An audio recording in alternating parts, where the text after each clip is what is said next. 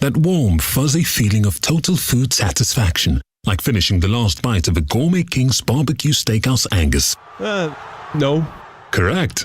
Burger King. That's food fulfillment. I need to get snacks. I need to get drinks. Should have done this beforehand. I need to get treats. Gotta find a BP. Gotta find a BP. Oh, my mates, they won't like me. Gotta find a...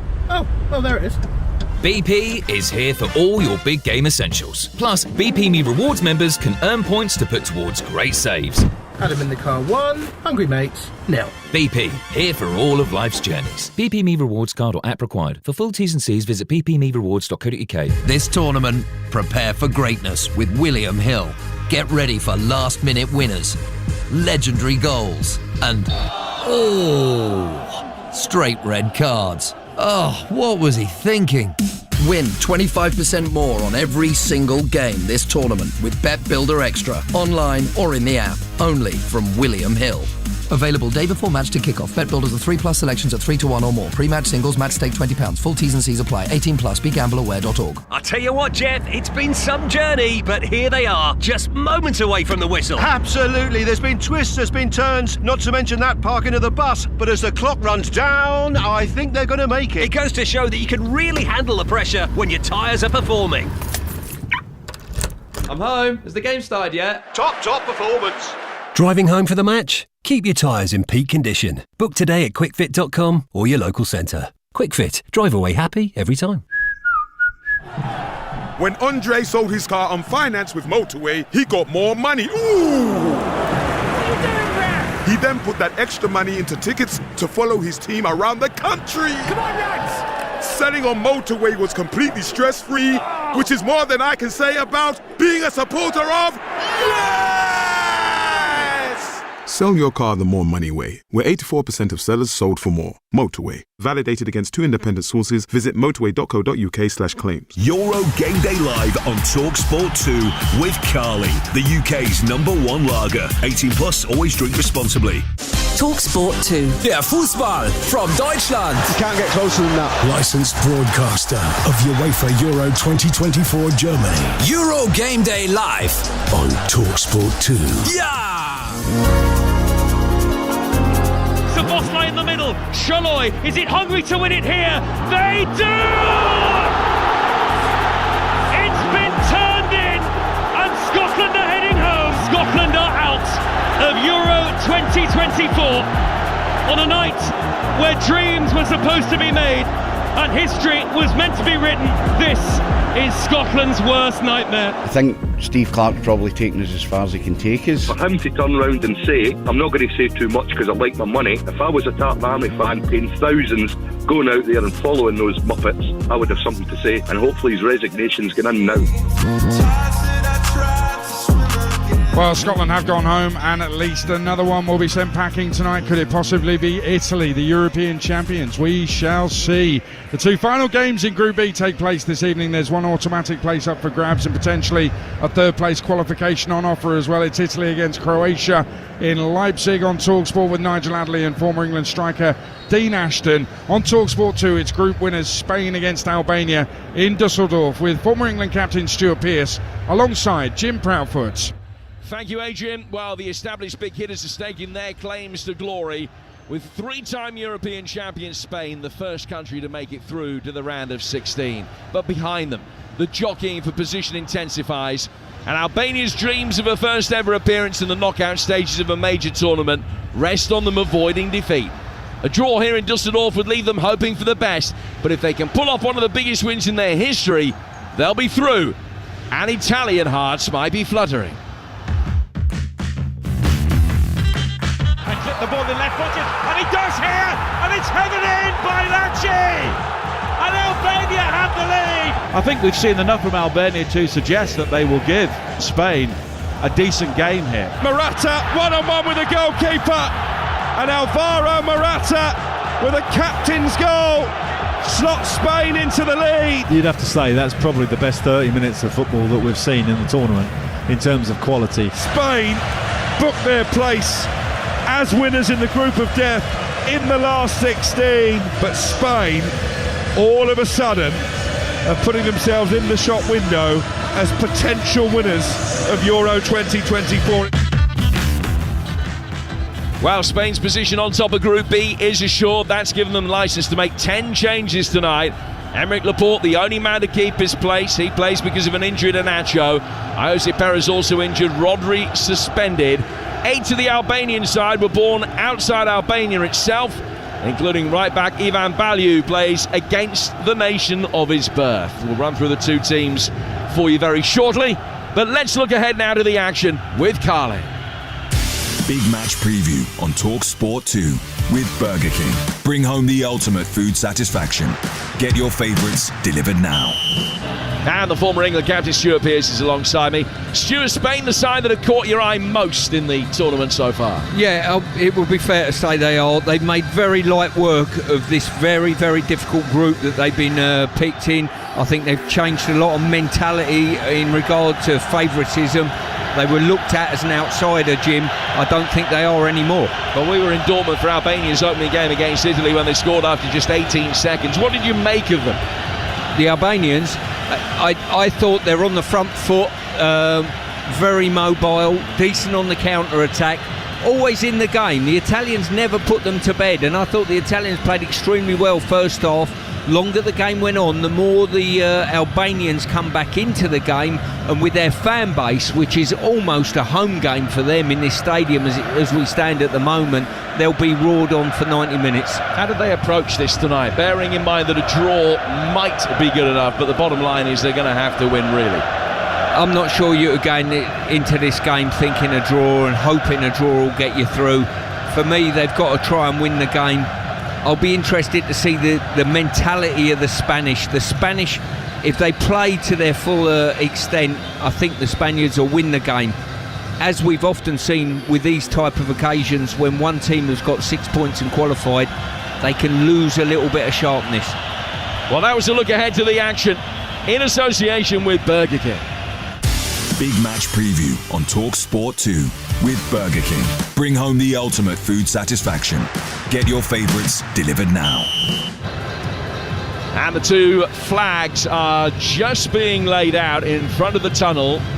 The Albanian flag, red with the black symbol on the front. The Spanish flag of red and yellow with the crest in the wider yellow band visible to the right-hand side.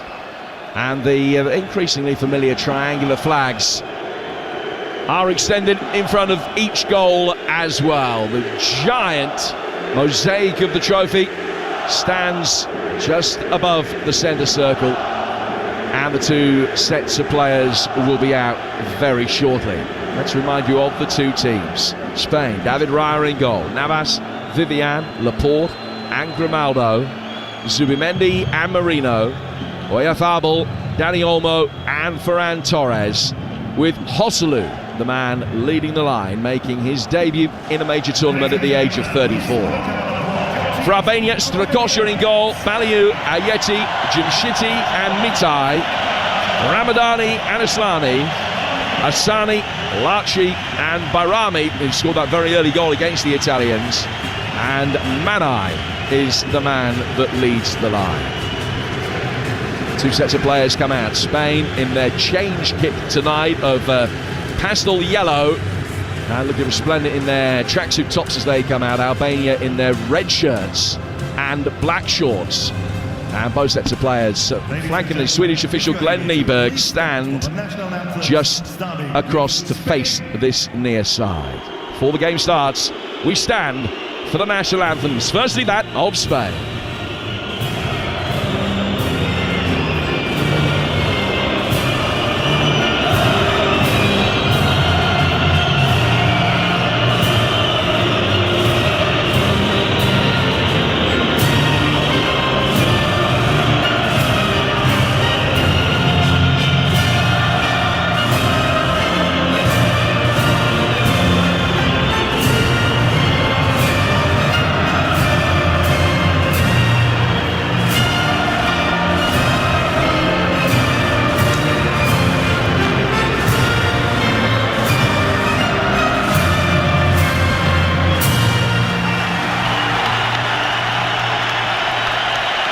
Spanish national anthem, La Marcha Granadera. And now the Albanian national anthem, the hymn to the flag.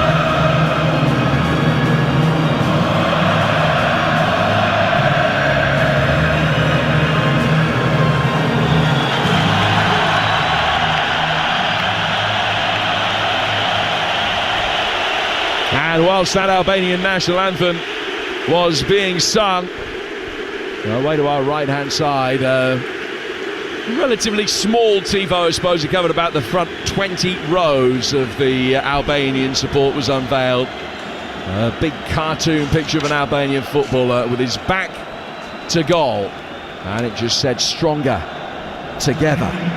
A reminder of the maths and who needs what. Spain have won the group. Italy, Croatia and Albania can take any of the positions behind them. For Albania to finish second, they need a win here, and they need Croatia to beat Italy live over on TalkSport. That's providing the Croatians don't win by 2 goals more than Albania. Draw for the Albanians could be enough for them to go through as one of the best third-place teams, but they would need the Croatians to fail to beat the Italians. They'd also need 3 other results to go their way over the next couple of nights. That sounds like a tall order. It could all happen. None of the results they need are remotely inconceivable. But a Spain win tonight and Albania are definitely out. We will, of course, keep you fully briefed with what's happening in Leipzig in the other game. You got the TalkSport app. You can swipe between the 2 matches to catch all the action as it happens. Mercaspiel Arena, a sea of red behind the goal to our left. The hotbed of Spanish support, but they're really outnumbered tonight. The vast majority of the 45,000 or so here behind the Albanians as they try to upset the odds. Pyro away to our right-hand side. Smoke rising towards the roof of the stadium, billowing up. It is the warmest night of the tournament so far. Clear blue skies above us here on the banks of the Rhine. It's certainly a game that the players are glad is kicking off at 9 p.m. local time rather than in the middle of the afternoon. Spanish players just in a huddle. Away to our right-hand side, break away from that now. It is going to be Albania that will get us off and running, kicking from left to right in their red shirts and black shorts, and Spain in their changed kit of pastel yellow. Albania have only ever beaten top 10 opposition 3 times. Victory tonight would be the most famous win in their history. It's 9 years since they last avoided defeat against one of the game's big hitters, but their hopes of reaching the knockout stages for the first time depend on them holding off the much-changed Spaniards here in Dusseldorf tonight. Here's going to be Chazim Laci, who will get us underway with the first kick of the night. Albanians, as I say, kicking from left to right in the first half here in Dusseldorf in the northwest of Germany tonight. We're off and running. And a long ball pumped forward straight away. Albania have started both of the games they've played so far by getting on the front foot from the very off. And a Spanish player goes down over on the far touchline, claiming Jesus Navas that he should have a free kick, but it is going to be a throw to restart play. Delighted to say. Alongside me, as always, the former England captain Stuart Pearce. Stu, what are you expecting from tonight? Well, I think a lot of that depends on the Spaniards, really. If they're fully at it, the momentum they've got in the squad at the moment could be a tough night for Albania.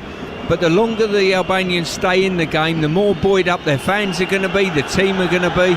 And as we can see now, they're on a heavy press at the moment and looking to turn it over from the Spaniards. It is the first time that this Spanish backline have ever played together. And I think Albania are hoping to ask a few early questions in that regard.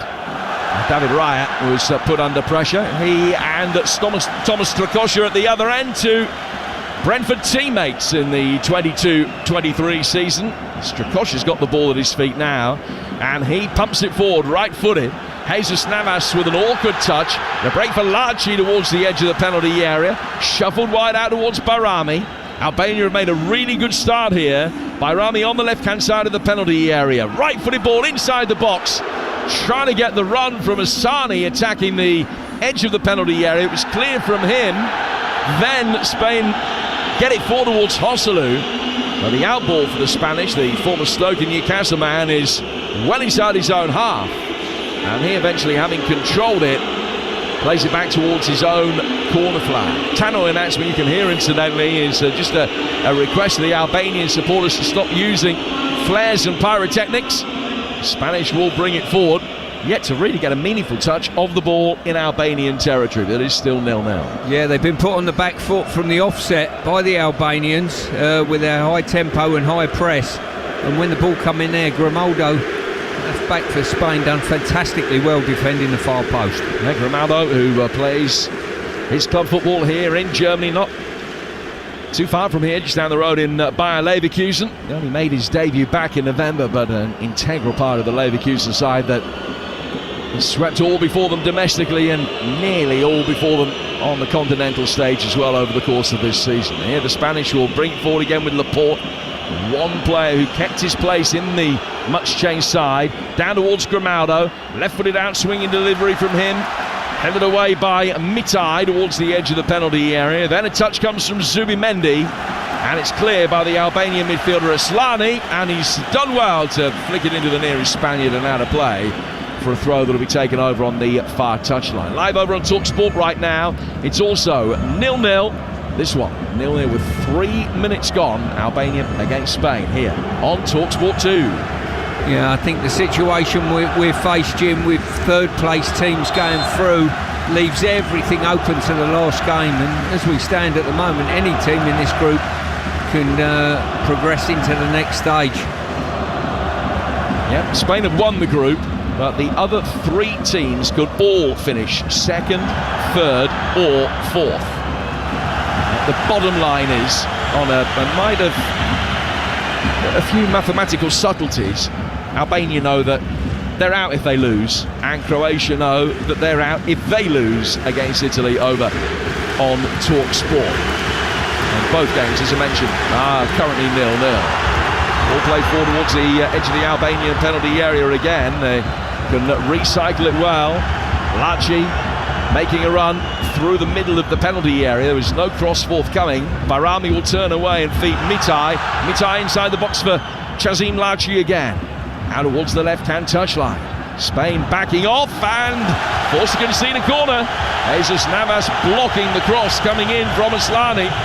And Albania looking for a concrete reward for this really good start. Yeah, I'm just comparing this game to the one we stood and watched last night, the Scotland-Hungary game. Both teams had to win that game yesterday, but you couldn't tell in their demeanour.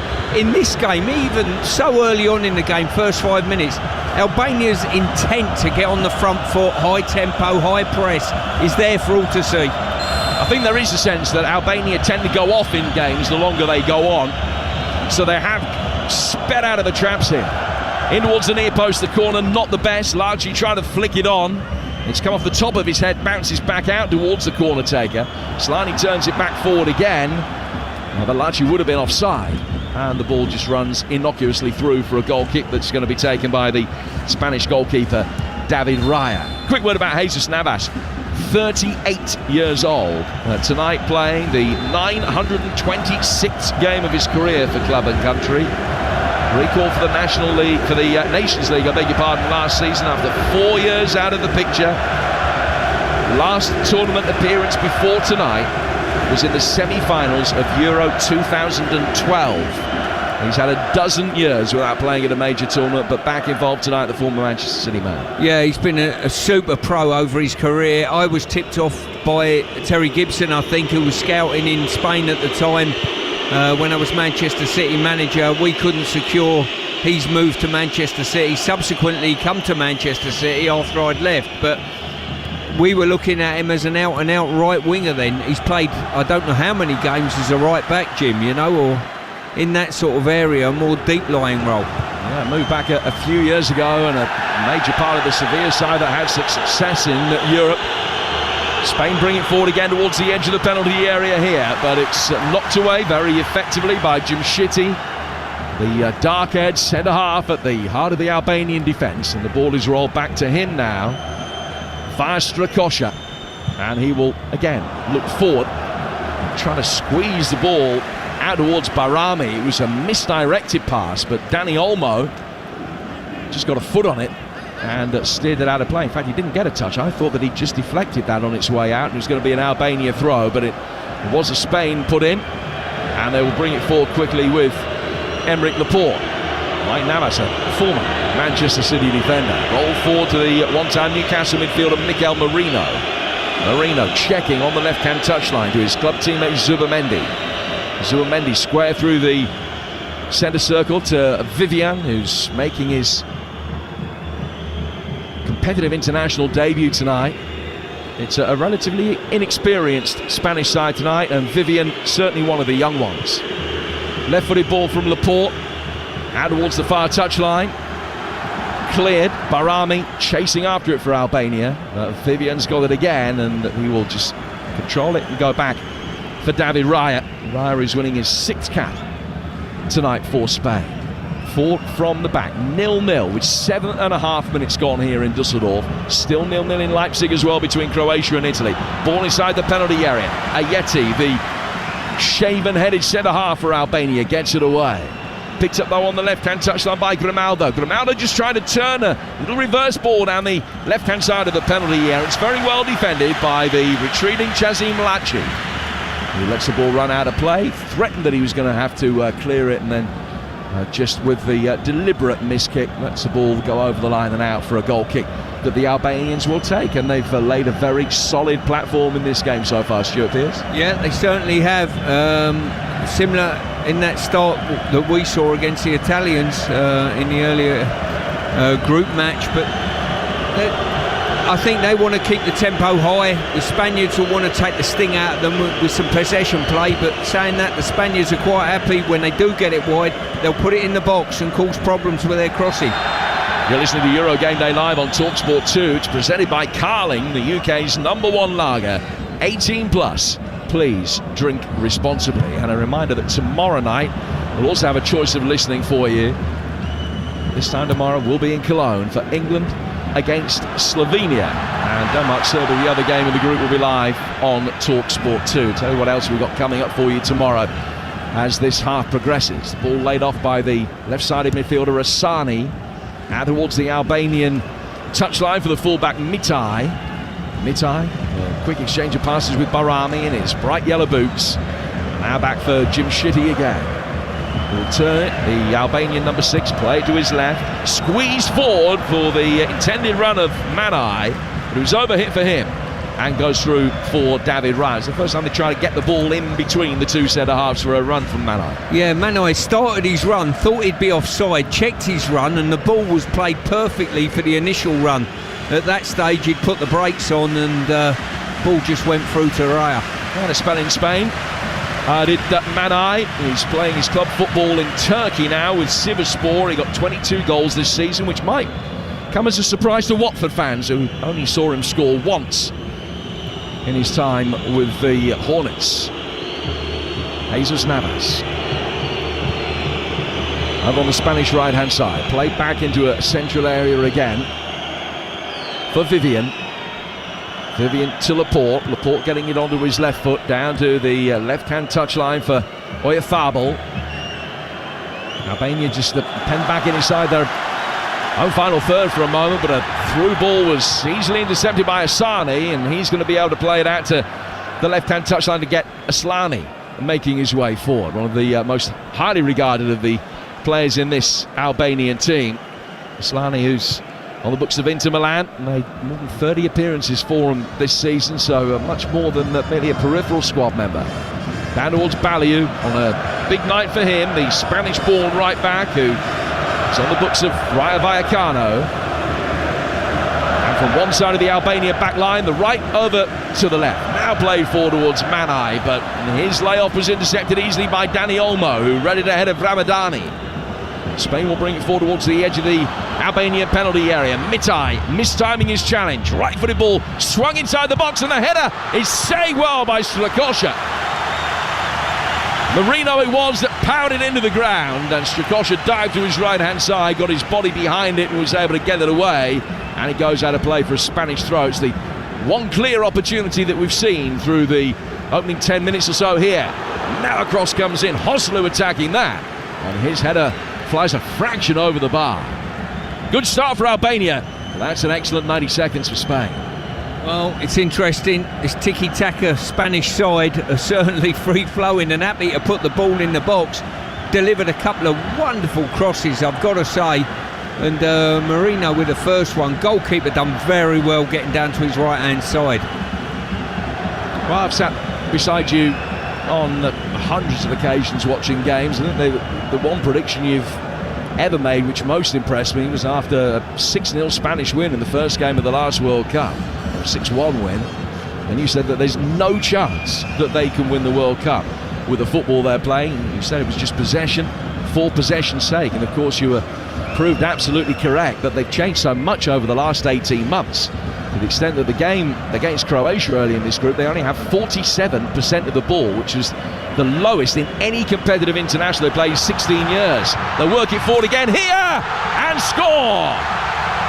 Ferran Torres coming in off the right flank, took it on his left foot and slid it across the face of Strakosha in off the far post. Albania with an excellent start in this game, but it's Spain with their potency up front that take the lead. Ferran Torres, 1-0. Well, if there was any doubt at all whether this Spanish second string were going to turn up and really have a go at this game, some of their clinical play, couple of crosses in the box, just softened the Albanians up, and what a wonderful through pass that was. This will be interesting whether he's onside or not. It's very, very close, but he cut in from the right-hand side, just opened his body up and slid it into the far corner. Wonderful finish from a very, very direct Spanish side. Well, he scored in the last meeting between the two nations, Ferran Torres, and he now nets his 20th international goal in this one. And Albania, who started the night with so much work to do, have seen the size of their task intensify. It was close to being offside, but he was on. The goal stands, and Albania cheered on by about 39,000 here in Dusseldorf, have seen their contingent of the crowd broadly silenced. It's the Spanish fans you can hear now, with Ferran Torres with the breakthrough. Yeah, just going back to your point earlier before the goal, Jim, we watched the Spaniards in that first game of the World Cup. They won 6, and I looked at them and I thought, even though you've scored 6 goals, I don't see a World Cup winners here. You're a mile off it. And lo and behold, they're out the tournament very, very quickly after the group stages, I think, from memory. And they have had a major overhaul about the way they play, and just looking at this team playing through the thirds, very clinical, into wide areas, balls in the box, people attacking it. It's very good on the eye. Yeah, Luis de la Fuente has done a marvellous job. He's already won the Nations League with Spain. It's only his 17th game in charge in this spell. He's only lost 2 of them.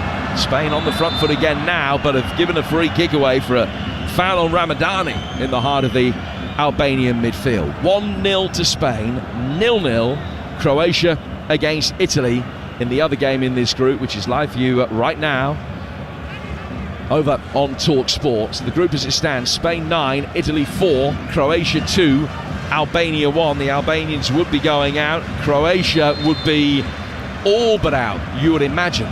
2 points with a poor goal difference. They also need more really than a 0-0 draw tonight, but that's what they've got against Italy right now. Here's Marino on the left-hand side to find Grimaldo.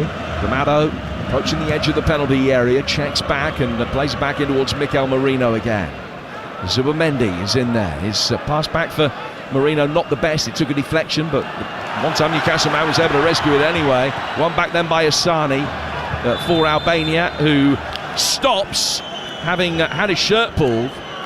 And the Swedish referee agrees with him that there was an infringement, so play is pulled back for a free kick that the Albanians will take on halfway. 2 games they've played so far, Stu. They've scored quite an early goal in both of them. They have only taken 1 point from 2 winning positions, and now they've got to try and come from behind in this one. Yeah, different mentality totally, and Spain obviously come out with showing intent, having wrestled momentum back from the Albanians' early pressing, but you wouldn't rule them out at the moment. There's a lot of football to be played in this game. Asani into the feet of Larchi inside the penalty area.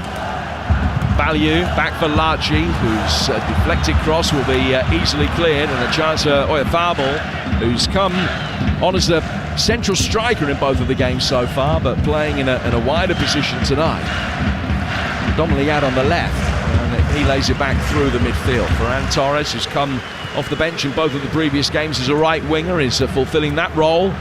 He's the man whose goal is the difference between the two sides at the moment here on TalkSport 2. He's just tried to feather a little ball into the path of the third man run from midfield.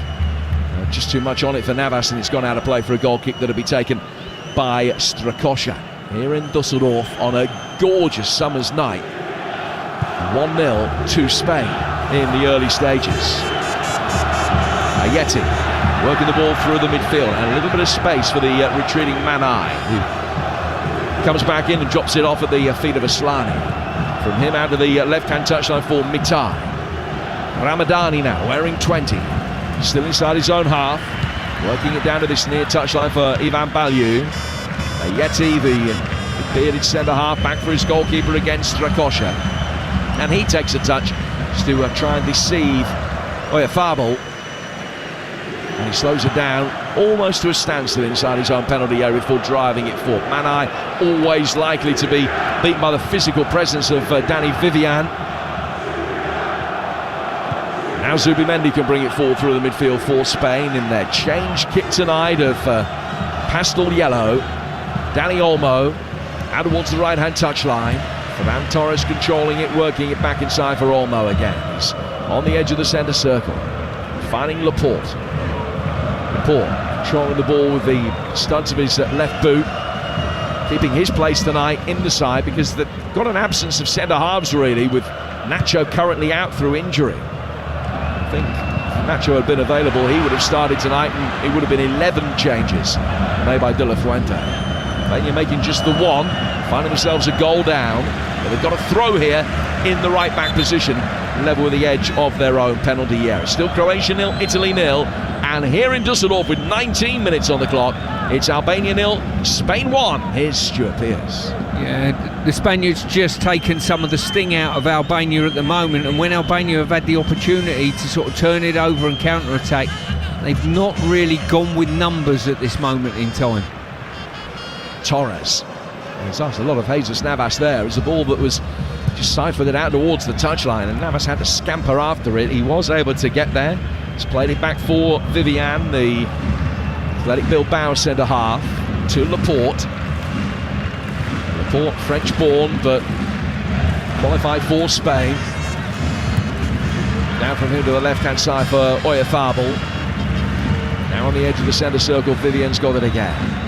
Plenty of time for him just to pick the pass. A really intense press in the very early stages from Albania, but they have neglected that over the last 10-15 minutes or so. Just allowing Spain much more of a foothold in the game. Well, they had a good 90-second, 2-minute spell immediately prior to Ferran Torres' excellent finish for the goal after a sublime Dani Olmo pass. Laporte on halfway. Work forward here for Zubimendi. Zubimendi to Marino. Back for Laporte. Laporte to his right-hand side for Vivian. Spain difficult prospect to try and get possession off when they're in this kind of mood. Yeti getting it away, and Vivian will pick it up at the back again for Spain, who are now camped in Albanian territory. It was the other way around in the first 6-7 minutes of the game. Mitai, the left back for Albania. Now Ramadani bringing it forward towards halfway. Laporte stepping up for the defensive line, got the better of Manai. Marino's in with a strong challenge, which has left an Albanian player on the deck. Ramadani still rolling around. Spain perfectly entitled to carry on, but a shot that is fired in from Dani Olmo from distance goes some way wide. 1-0, Albania with work to do. Remember, if they lose this game, they are out. If they draw, they may well be out as well. Italy will finish second in the group unless they lose. If they do finish second in the group, they get Switzerland in Berlin on Saturday. Whoever finishes third in this group will play against the winners of either Group E or Group F. So that could well be Portugal. And if you win this group, you play against one of the teams that finishes third. That'll be a game on Sunday in Cologne, and that could well be the winners of Group E, which may well, the team that finished third in Group E, I beg your pardon, which may well be Slovakia or Ukraine. What a football to be played before this weekend. You'll hear every kick of every game live on TalkSport and TalkSport 2. Spain in possession again with Dani Olmo, winning it back inside the centre circle, and now in a position to drive forward to his left-hand side. Grimaldo, time for him to measure the cross. He's got to wander the left foot. It's cleared. Dani Olmo winning it back to Grimaldo, now down towards Marino, stood up for Joselu but headed away by Jim Shitty. Cleared by the Albanian midfield through towards Manai, who was fouled. It was a theatrical dive right in front of the referee. Wants the contact have been made, but before the free kick can be taken, the referee's going to have to go out and see what the problem is for Aslani, who's gone down over towards the left-hand side. We're midway through the first half, and Spain good value for the 1-0 lead, Stu. Yeah, they certainly are. The longer this game's going on, I think Spain are in the process of breaking the Albanian hearts at present. One or two of the Albanians gone to ground rather cheaply and looking for a bit of charity off the referee. You're listening to Euro Game Day Live on TalkSport 2, presented by Burger King. Bring home the ultimate food satisfaction. Get your favourites delivered now. Albania taking the free kick. Aslani's in a position to continue. Dani playing it forward. Left-hand side, Barami, who got Albania off to such an extraordinary start in this tournament with that very early goal against the Italians. He's got it now down towards the byline, and he's just trying to shuffle his way inside the box, taking on Vivian. He couldn't beat him. Vivian will clear it. Joselu flicks it on towards halfway, but Albania will come again. Yeah, good defending by Vivian there. Probably nailed his player right to the byline, and there was nowhere to go. He only had one direction to go. Stood on his feet, took it off him rather comfortably. Back it goes from Asani. Play down the right-hand touchline again, controlled neatly on the thigh by Laci, and he's won a throw. Silvinho, who is in charge of Albania incidentally, the Brazilian that took over in March of last year. He's got a winning record. He's also got Pablo Zabaleta and Doriva amongst his coaching staff, so familiar faces all round. Ball hoisted forward towards the edge of the penalty area by the Albanians, cleared easily by a Fable down the left-hand touchline for Dani Olmo, who's been pretty heavily involved all over the place at the moment. He's won a free kick here, about 5 yards inside his own half. It's a low 5 of recognition from his coach Luis de la Fuente, and Spain continue to control this very ably. 1-0 they lead.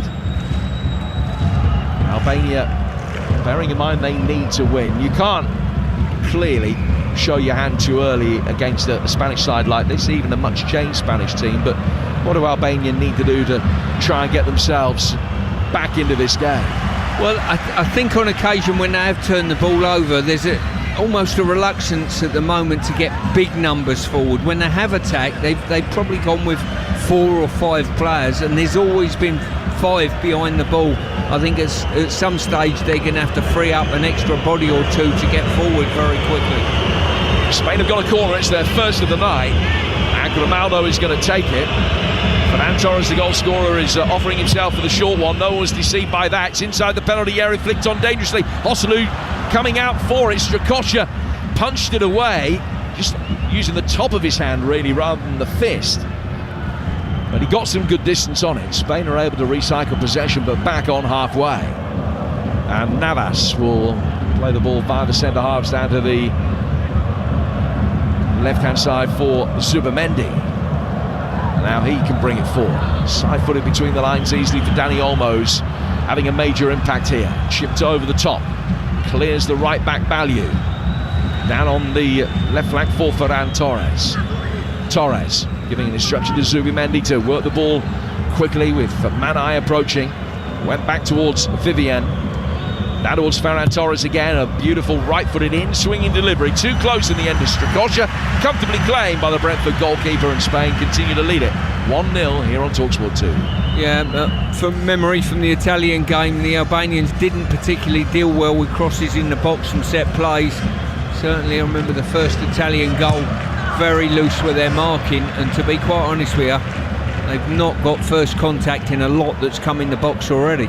Yeah, Yeti and Jim Shitty, the two centre-halves, one who plays in Romania, the other, the Swiss-born left-footed defender, Jim Shitty, who plays his club football for Atalanta. He was part of the side that won the Europa League this season. That extraordinary Ademola Lookman hat-trick got them over the line against Bayer Leverkusen, so Jim Shitty up against Grimaldo again here tonight, as he was that day. Throw to the Albanians will be taken right in front of the Spanish technical area. 0-0 in the Croatia-Italy game, though the Italians have just forced a really good save from Livakovic. That one remains 0-0. It's live view right now over on TalkSport. This one 1-0 to Spain.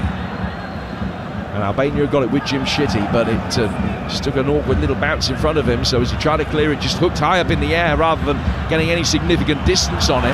Well won back though by the left back Mitai. He's turned it inside his own penalty area. Didn't fancy it on his right foot, so had to turn back out again on his left, but he played it off Oyarzábal and out for a throw that'll be taken by the Albanians in their left back position. Yeah, Mitai done very well seeing the run out, but when he was facing his own goal, a simple ball back to the goalkeeper would have been suffice. Instead he's got himself a throw-in his own corner flag. Albania able to flick the ball on, and Bayrami is able to get on the end of the flick on.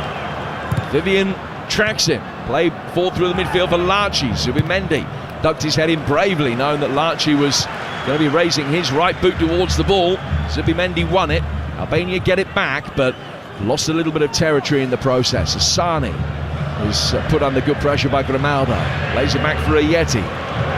In through the midfield for Ramadani. And now back for Strakosha again. Albania coming into this on the back of that 2-1 defeat to Italy and a 2-2 draw with Croatia, where Jasulu had scored an own goal in that game, equalised in the 4th minute of stoppage time. They were going out if they hadn't scored that goal.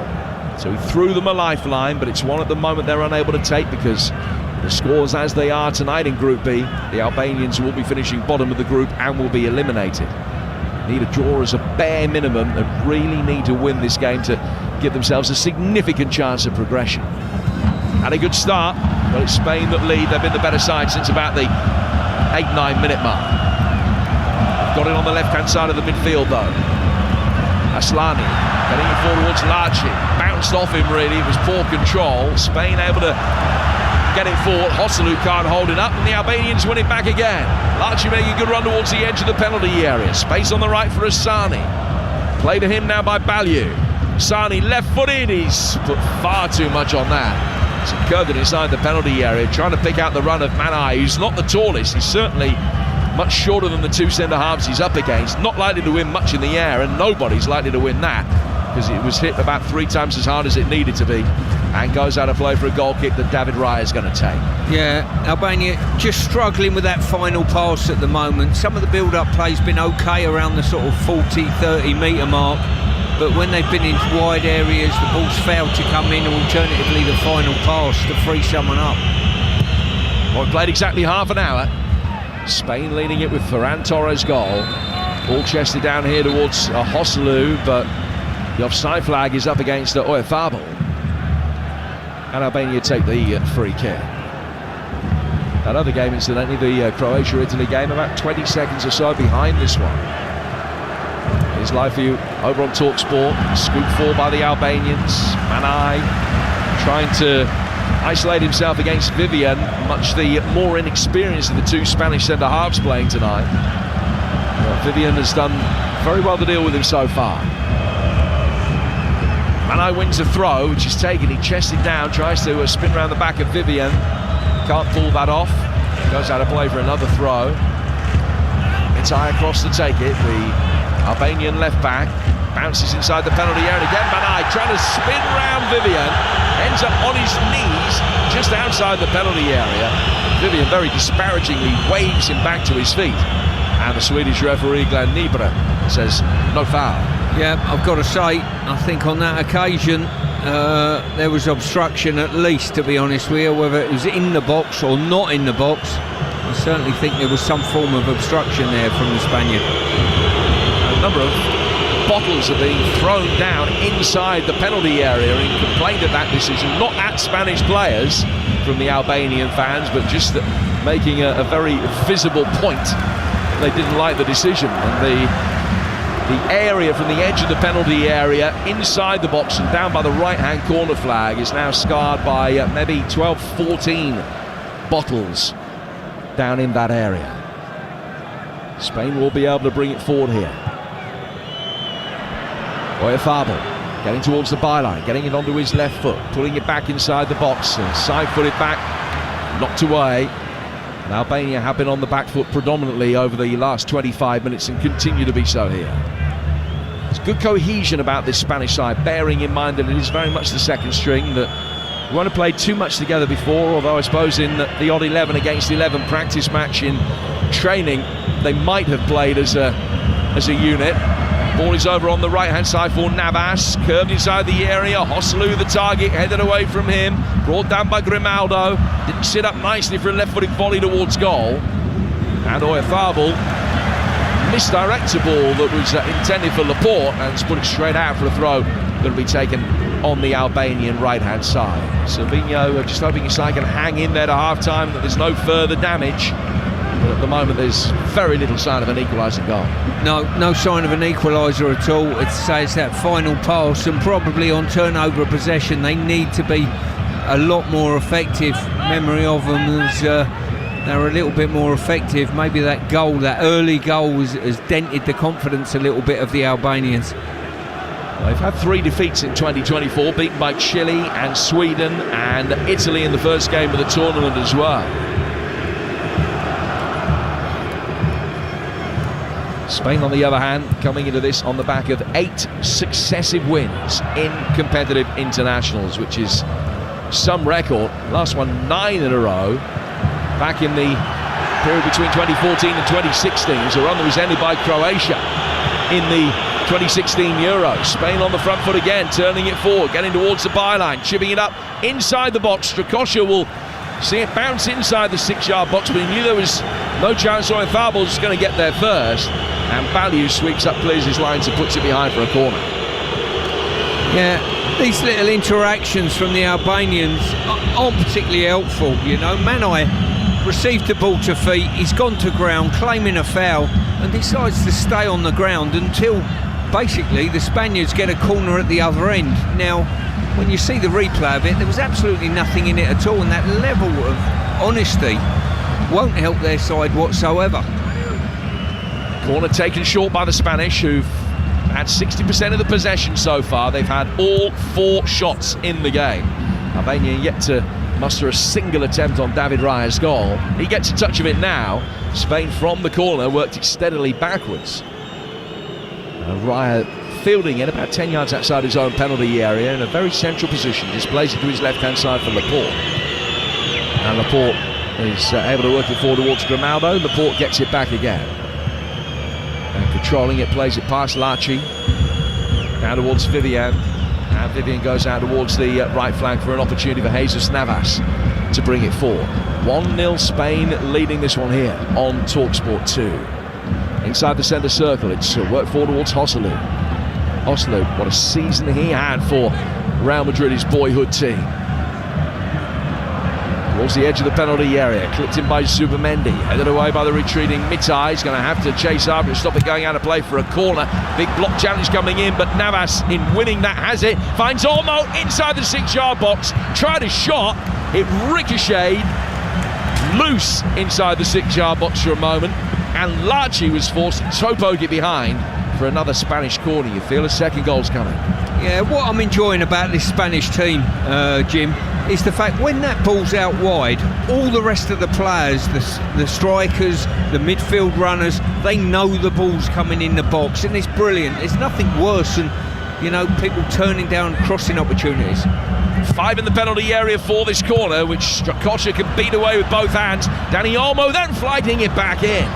And he was caught in two minds between finding Oyarzabal at the far post and the top left-hand corner. Split the difference between the pair of them, and it goes out of play for a goal kick. 8.5 to go to half-time. 0-0 in the Croatia-Italy game. Live for you right now over on TalkSport. And Spain still very comfortably leading this one 1-0 here on TalkSport 2. Yeah, awful goalkeeping there from Strakosha. Ball chipped into him, easy catch, decides to punch it. All of a sudden he's got to field a cross shot at his goal. Strakosha clearing over halfway. Manai again is on his knees, imploringly looking at the referee with his hands outstretched. The referee, I think, has his number. Lachi wins a throw over on the far touchline. The ball cannoning, as you will have heard, into the effects microphone down by the side of the pitch. Slani will lead the throw for Mitai to take over on the far touchline. Albania have played 55 games in their history against sides who are ranked in the top 10 of the world. They've won only 3 of those 55. The first one coming against the then European champions Greece back in 2004, and then they had 2 in the space of 12 months. They beat Portugal away in a qualifier in 2014, and then France in a friendly the following year. Well, they haven't beaten top 10 opposition in the 9 years since then. They need to tonight. Spain ranked 8th in the FIFA list, more significantly 3rd in the yellow rankings. Raya clearing his lines, smacked it straight into the backside of Laporte. It looped up off his glutes, and Raya came out and caught it. It's the most unorthodox 1-2 we've seen in the European Championship so far. It certainly is. Fortune favours the brave, as they say, and Raya got rather fortunate on that respect. That could easily have gone 6 feet to his right-hand side and gone in for an own goal. Oyarzabal bring the ball forward here for the Spanish. On the edge of the penalty area is Grimaldo. Grimaldo hitting it in very deep. They've got a man unmarked at the far post. Well brought down in there, trying to set it up for Joselu. Didn't come off. And now the break might be on. Mitai getting it forward for Bayrami. And he's ventured midway inside Spanish territory. Bayrami coming back inside. 6 players up with him now. And in the end, he just ran straight down a blind alley. And Zubimendi picked his pocket. Yeah, this is my point earlier.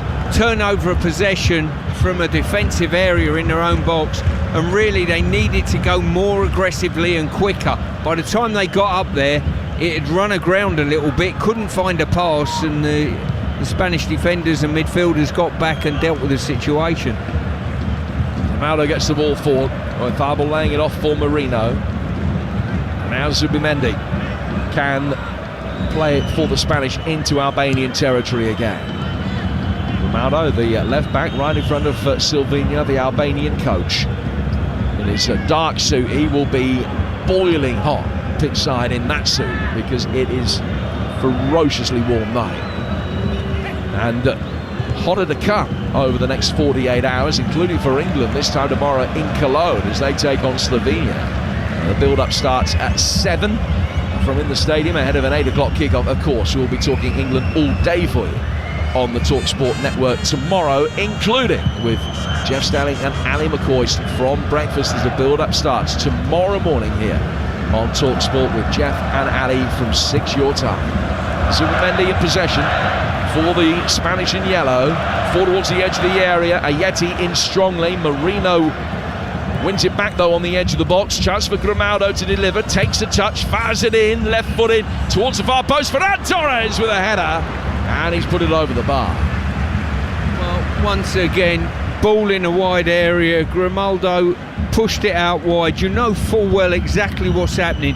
He's taken a nice touch, steadied himself, floated it into the far post, and the header just over the crossbar. But I do enjoy watching them dipping the ball into the box, and we've watched the Spanish for so long overpass. Now all of a sudden they're so direct, it's an absolute pleasure to watch. You talked the other night about Safal and the way that he has the ability to deliver those right wing crosses that just fade away at the last moment, and Grimaldo does that down the Spanish left hand side. Torres, knowing that they're coming, just peels out towards the right hand side of the penalty area. Albania defending so narrow that he's going to win most of them in the air because he's unmarked. Yeah, he certainly is. And as I say, it should be the stock ball of any wide player, whether it be a winger or a fullback, just curling round the ball, fading it away from the goalkeeper and encouraging your forwards to come onto it. Croatia, Italy still 0-0. This one 1-0 to Spain here in Dusseldorf tonight. A game in Leipzig Live for you right now over on Talk Sport. The referee spotted an infringement. It's a free kick to the Albanians, who've got a terrible record against Spain. Played 8, lost 8. Scored 3, conceded 31 before tonight. If Spain do hold on here, it'll be their best 100% record against any single international opponent. Another couple of nations that they've beaten 8 times out of 8. They've never beaten anyone 9 out of 9.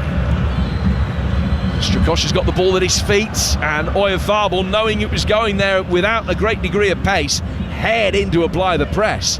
And Strakosha was kept honest. He got it away in the nick of time. And as far as Zubamendi in the midfield, 15 yards outside the box, the aerial diagonal brought down by Grimaldo. Grimaldo's left-footed ball in, another delicious cross. Hosselu attacking that, comes out for Ferran Torres. Dani Olmo with a little backheel flick, 3 waiting for it, and yet he got there in the nick of time to put it away for a corner. Yeah, fantastic movement by the Spaniards. On the build-up, they've attacked and they've got sort of 4/5 players centrally in the box. Still the ball's not going to come in, but they know when it does go wide, it's going to be 2 touch. Out the feet, whipped into the box. All of a sudden you've got 5 players in an attacking area. You're either going to get first contact or get on top of the second contact. 6 Spanish players inside the box this time. Again, the corner is worked short. Out towards Dani Olmo. Left-footed ball inside the penalty area is blocked. Grimaldo back towards halfway. The ball is brought under neat control by Jesus Navas. He's gone back for David Raya, who's had absolutely no opportunities to show his worth tonight. Raya deputising for Unai Simon. Simon, who started every game in the last World Cup and in the last Euros as well, but left out tonight as a part of this heavy rotation. Ball play forward. It was a touch reminiscent of one of mine from Oyarzabal, but it's broken back his way down towards Grimaldo, left-hand side of the penalty area, dragged back and spooned over the bar by Marino. Great opportunity from another delicious ball in from Grimaldo. Everybody expecting that deep ball again, just pulled it back 15 yards out to the unmarked Marino, but he couldn't hit the target. Yeah, if you stop the action when that ball's played in the box, Jim, there's 5 Spanish players in the box looking to get on the end of it. That is impressive. Ramadani getting it forward towards halfway for Albania.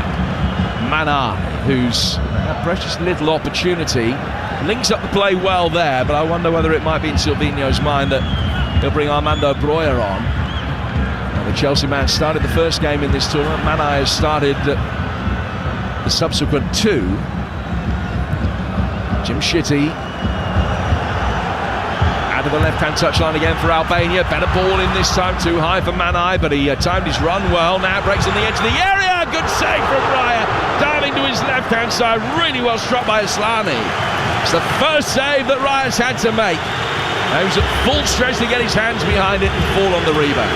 Well, the ball broke on the edge of the box to Aslani, and he has absolutely belted it. And Raya, great agility, launched himself to his left, got a double parry to it and kept it close to himself. He's only scored a couple of goals for Albania. Aslani, that was really well hit. And It comes as the game goes into stoppage time at the end of this first half. There's just going to be 1 minute to be added, but Spain on the front foot in it. Joselu, left-hand side of the box. Little drop of the shoulder, works the angle, drags the shot wide of the near post of Strakosha, and out of play for a goal kick. Yeah, first opportunity there for a long time in this game from the Albanians. A wonderful strike, dealt with, but the Spanish replied with a breakaway of their own, and Joselu just pulled his shot across the near post. So a goal kick that Strakosha will take, right-footed, over the halfway line. It's the Ferran Torres goal in 13 minutes. That's the difference between these two. And that sees us through to half-time. Spain, already knowing at the start of the night that they were going to be winning this group. It's all a question of what happens in behind them. Albania know that a defeat will eliminate them, and at the moment, they find themselves behind here on TalkSport 2. Stuart, what have you made of that first 45 minutes? Well, an early start. First 6 or 7 minutes, the Albanians, credit to them, got on the front foot, pressed well, but the longer the game's gone on, the Spanish have just taken over the momentum of the games, taken over the possession of the ball, and the most impressive thing, they've not passed the ball for fun. They passed the ball with great economy. They played brilliant through passes behind the back line, one scoring and getting the goal from. And more importantly, they put some wonderful balls in. They play it out wide. It's no more than 2 touch out wide. Out your feet, it comes in the box, and there's numbers in the box. And they've looked very, very effective playing that way. They are playing against the side who, in terms of the rankings, are the lowest seeds in the entire tournament, Albania. But they've proved over the last 10 years that they can punch above their weight, that they're very game, and we've seen that in patches in this tournament here as well against Italy. Does this prove that the side that you described as the best that you've seen so far over the last 10 days also have the strength in depth? That was a question mark whether they had that with a young squad, but it looks from what we've seen tonight that they do. Yeah, I think they played extremely well. I think you mentioned it in commentary. They've looked seamless. They look as though they're comfortable in each other's company on the football pitch as a team. They know exactly what they're doing. They know when the ball's out wide, it's coming in the box, you know, so I've got to make the box. They're making the box in big numbers, and they're a pleasure to watch at the moment. The plus for the Albanians, it's only 1-0. So why it's only 1-0, they've still got an opportunity. If you look at the Albanians and say, you're going to get an equaliser in this game, they might say, coming away from this tournament, if they do go out on 2 points, 2 draws in this group is a step forward in our evolution as a country, footballing wise. Well, the whole of the second half is to come. A reminder that the other game tonight in Leipzig is live for you right now over on TalkSport. That's also half-time.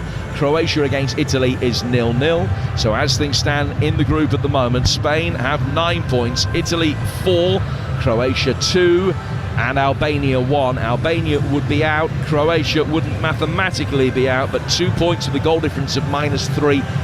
Unlikely, not impossible, but unlikely to see you as one of the sides with one of the best third place records. They would probably fall just short. So work for Croatia to do, certainly work for Albania to do, and we've got the second half of both games coming up for you on the TalkSport network. Don't go away.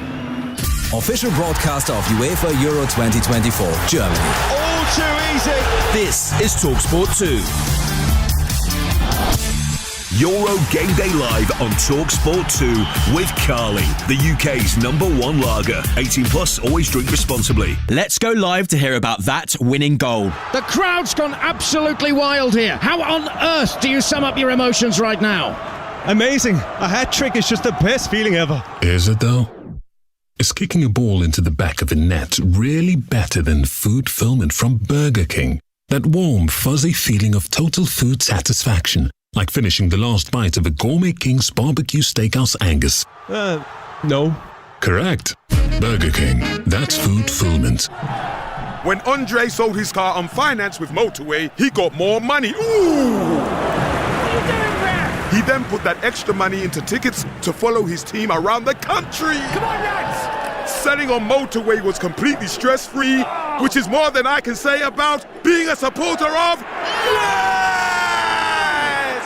Sell your car the more money way, where 84% of sellers sold for more. Motorway. Validated against 2 independent sources. Visit motorway.co.uk/claim. Get match ready with Club Card prices. Like Pringles 185 grams, now £1.45, down from £2.25. With Tesco Club Card, everyone can feel to lower prices. Tesco, every little helps. Majority of larger stores end 16th of July. Club Card or app required. This tournament, prepare for greatness with William Hill. Get ready for last-minute winners, legendary goals, and straight red cards. Oh, what was he thinking? Win 50% more on every England game this tournament with Bet Builder Extra, online or in the app. Only from William Hill. Available day before match to kick-off. Bet Builders are 3+ selections at 3-1 or more. Pre-match singles, match stake £20. Full T's and C's apply. 18+. BeGambleAware.org. Strength comes from confidence, both on and off the pitch. And confidence starts with self-care. Upgrade your game with Dove Men Plus Care Advanced 72-hour sweat protection antiperspirant deodorant and Dove Men Plus Care 24-hour nourishing body wash. Perfect for your post-match shower. Now available in new eucalyptus and mint long-lasting fresh fragrance. Let confidence last with Dove Men Plus Care. Proud partners of UEFA Euro 2024 Germany. Here we are then, Jeff. Just minutes to go until the whistle. Will they make it? Tense is an understatement, Jeff. There's so much riding on it. The question is, will they be able to find that extra gear when they need it most? And here we go. Oh, yes, they've made it. That's why you drive a properly maintained vehicle. Love to see that. It's starting, come on.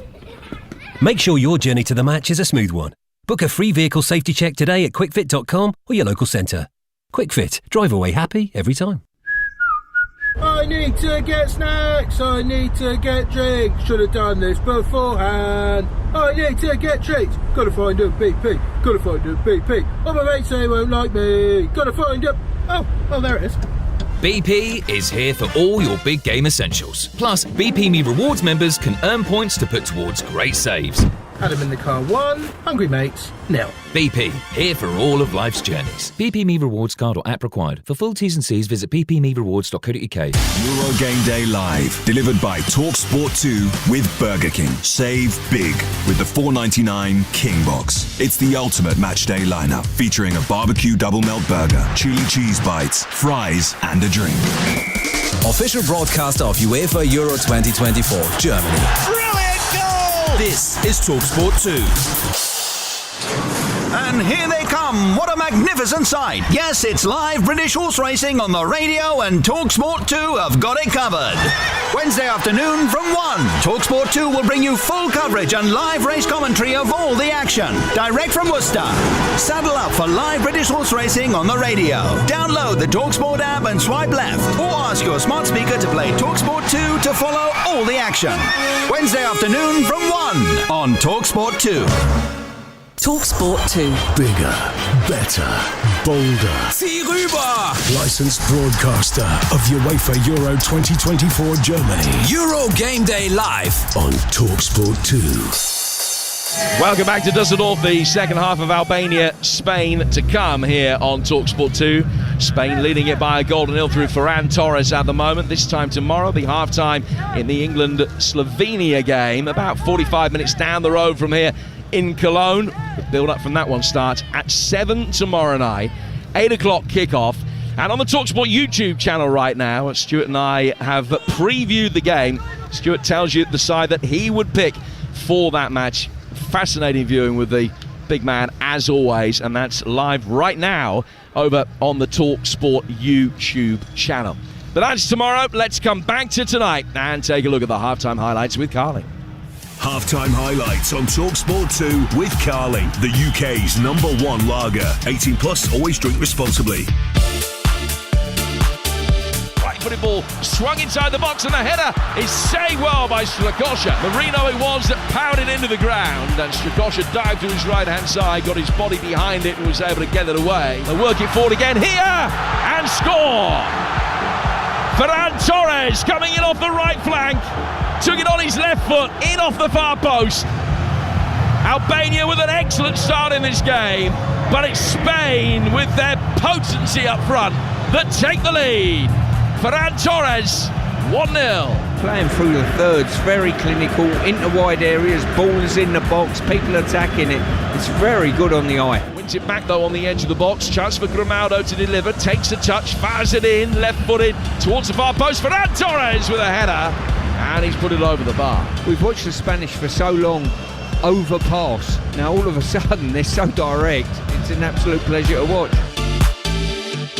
Well, that was the halftime highlights. Thanks to Carling. 18 plus, please drink responsibly. Halftime highlights on TalkSport 2 with Carling, the UK's #1 lager. 18 plus, always drink responsibly. And a reminder that the other game live for you right now over on TalkSport, 0-0 between Croatia and Italy. That has ramifications for what happens here and who's going to be second, third and fourth in this group. Spain, remember, have already won the group. Time now to get the latest odds with William Hill.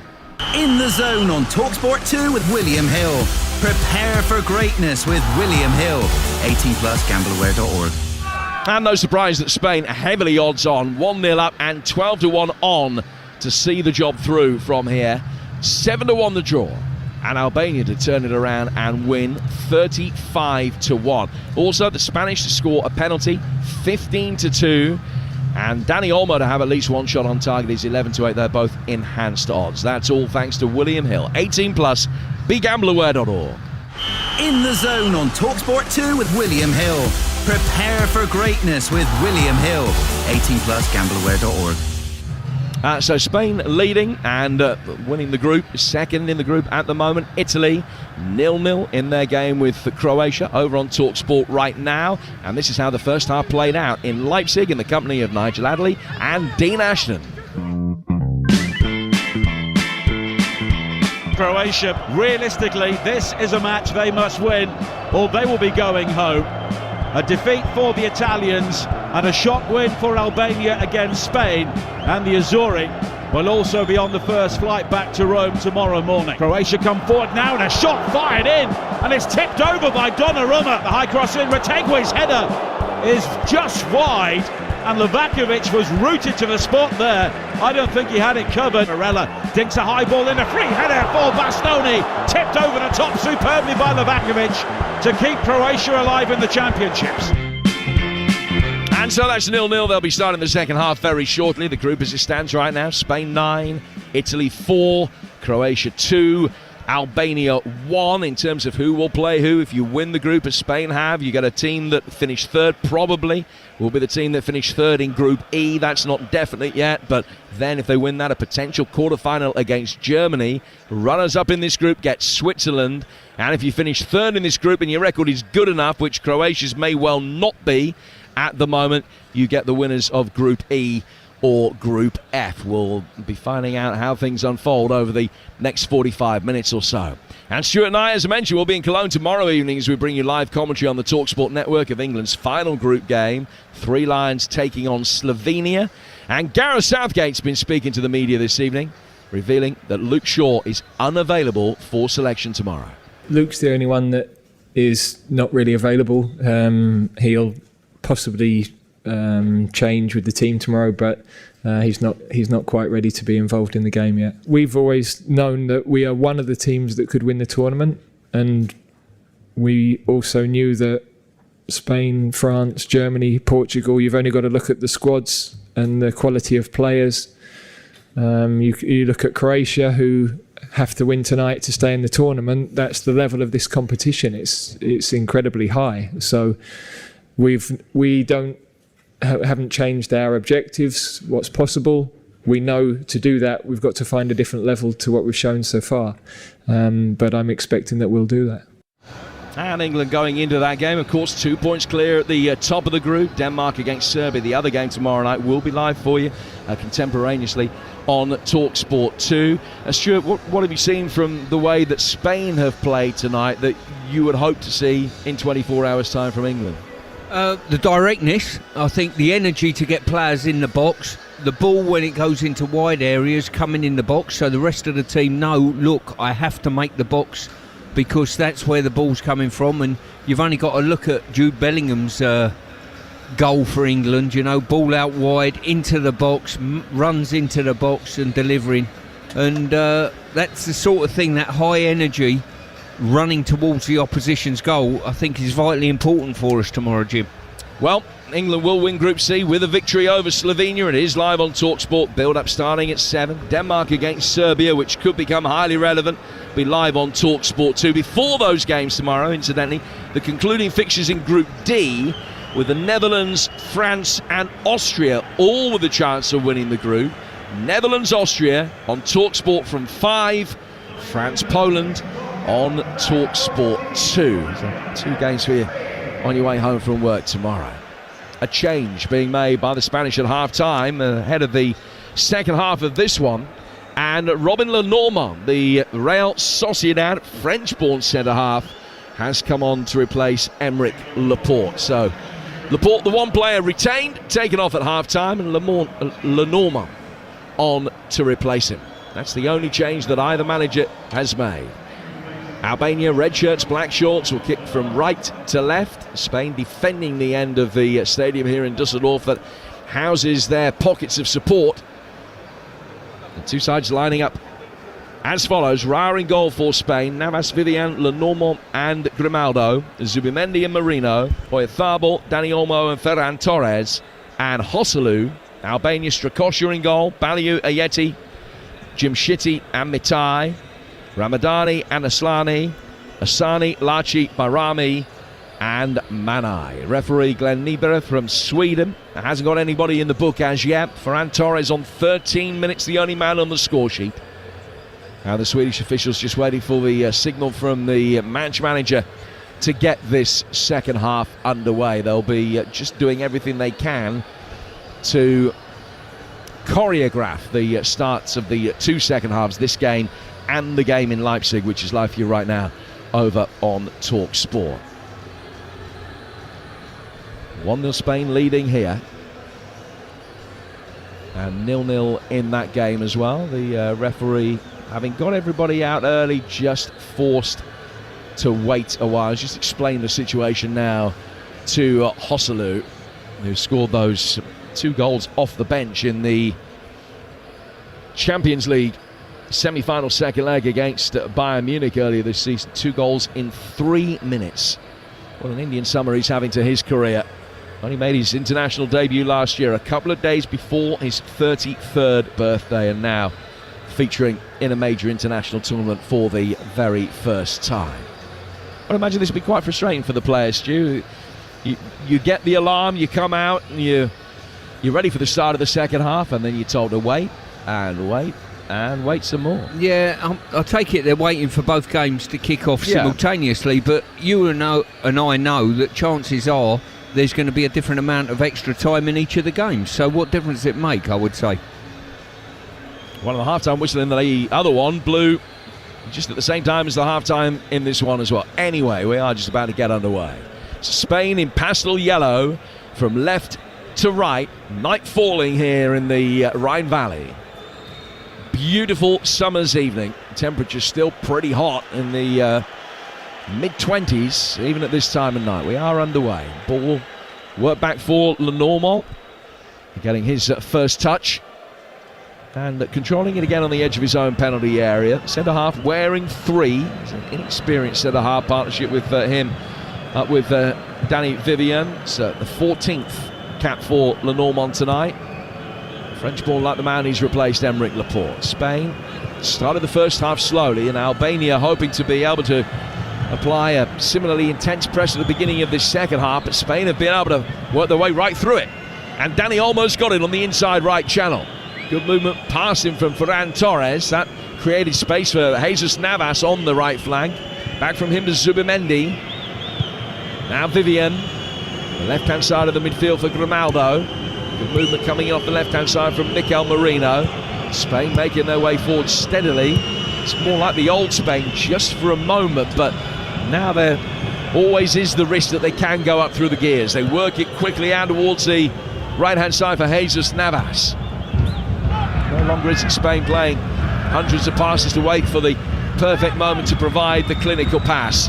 Much more direct than so many Spanish sides which have preceded them. Direct with a purpose though, rather than for the sake of it. Here's Grimaldo on the left flank for Spain. Left-footed ball swung inside the area and volleyed just wide by Joselu. 50 passes in the move, and then when the ball comes in, Joselu, off balance, acrobatically, fires a left-footed volley just past the post. Once again, the Spaniards holding their width on both sides, full-back and wide player, as wide as you can possibly get. When it turned up in that wide area, whipped in as per normal, two-touch. And Joselu really unfortunate with an acrobatic hook. That clearance comes from the right-hand side from the goalkeeper. Headed on by Manai. Then headed down through the midfield. Flicked on by Dani Olmo. Dani Olmo playing it back. Worked down to the heart of the Albanian back line. And on the left-hand touchline, it's worked back through. Once more by the Spanish Marino. Trying to get it in. And Strakosha can come out and is able to claim it just on the penalty spot. 2.5 gone in the second half, and it's still 1-0 Spain. Well, Ballyhoo done really well there, just seeing out the run, but he left it for his goalkeeper. Unfortunately for him, his goalkeeper didn't leave it for the centre forward to run in and tap into the goal. And at this moment, it looks as though Albania are going to have to get a goal against the run of play in some way, shape or form. I just wondered at half-time, Jim, whether Brozier might come on to offer a little bit more pace, a little bit more physical prowess as well. Manai not offering a great deal at present. Jemshidi over the halfway line, play forward through the heart of the centre circle. In terms of possession in the first half, it was 61-39 in Spain's favour. Albania probably need to up that by a couple of notches, get themselves back into this game. Remember, a draw still might not be good enough. It will be, as things stand, be enough to get them back above Croatia and into third place in the group. They're currently bottom of the group. But realistically, this is a game they need to win. A draw might end up being good enough, though, if other results go their way. They would need Slovenia to lose to England. They need Georgia not to beat Portugal. They need the Czechs not to beat Turkey or have a higher scoring draw than Albania do tonight. So it could happen. Spain bring it forward, though. Dani Olmo in towards Joselu. Just waiting for the pullback. Albania are able to bring it away again towards the edge of the centre circle. Down to the left-hand side. Long crossfield ball. Nice pass by Aslani. Out of the right-hand side of the penalty area. Aslani getting it back. Right-footed effort. That is blocked. Comes back outside the penalty area again. Asani down the right-hand side of the box. Laci turning, clipping it inside. Headed away by Vivian, who's had a good night tonight on his competitive debut. And now Dani Olmo can lead the counter-attack, scything his way through. Strakosha was off his line. He's gone for goal from 55 yards, but he didn't get anything like the elevation that he needed. And he goes straight through for the goalkeeper. Yeah, he done super there. He drove past two players, got his head up, but he's just stretching for it, really. Couldn't get any elevation, as you rightly say. Just prior to that, the Albanians, good build-up play, good counter-attack. Once again, that final pass just lacking. Albania will try and play forward from the back with Aslani. Chipped over the top by Ayeti, and it just goes all the way through without causing the Spanish any problems at all to David Raya. He'll then bowl it once, bounces on the edge of the D, and it'll come forward through the midfield. You're with TalkSport 2 here in Dusseldorf tonight. Jim Proudfoot, former England captain Stuart Pearce talking through the action. Spain leading 1-0, really good value for it, but the Albanians still in with a puncher's chance of being able to do enough to keep themselves in the tournament, certainly beyond tonight. Maybe beyond the next 48 hours as well. They've given away a free kick here. The left back Mitai has just gone in a little bit over exuberantly, and it's a free kick that Spain will take on their right-hand touchline. Stu?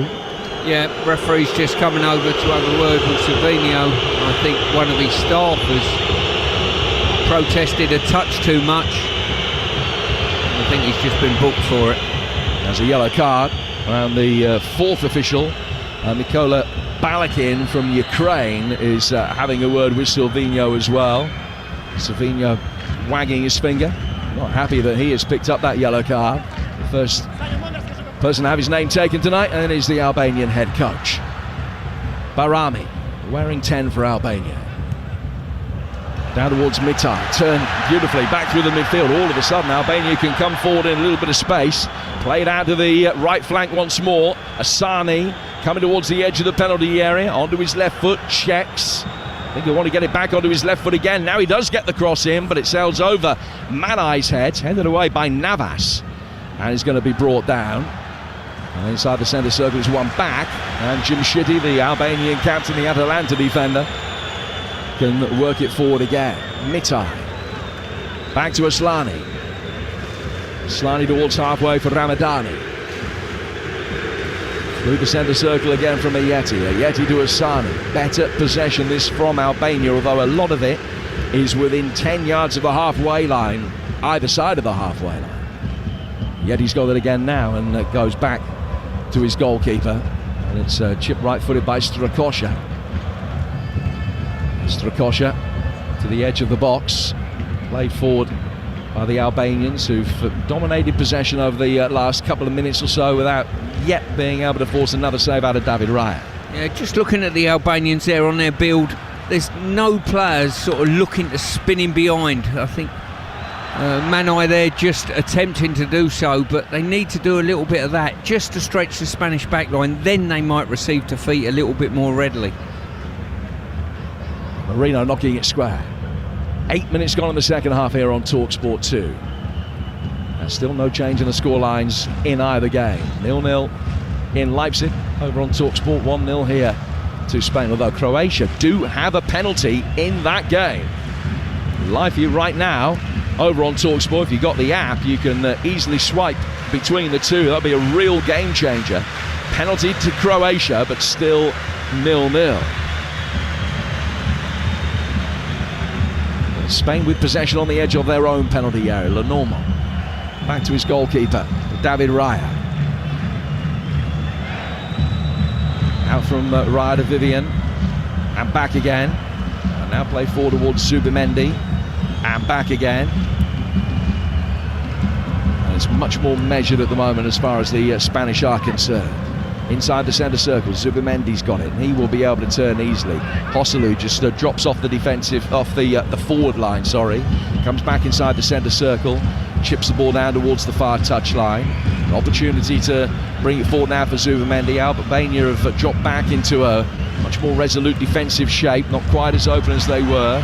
Played forward again towards the edge of the box, and should be easily cleared. And now Aslani inside the Albanian midfield works it down for Mitai. Back towards the edge of the box.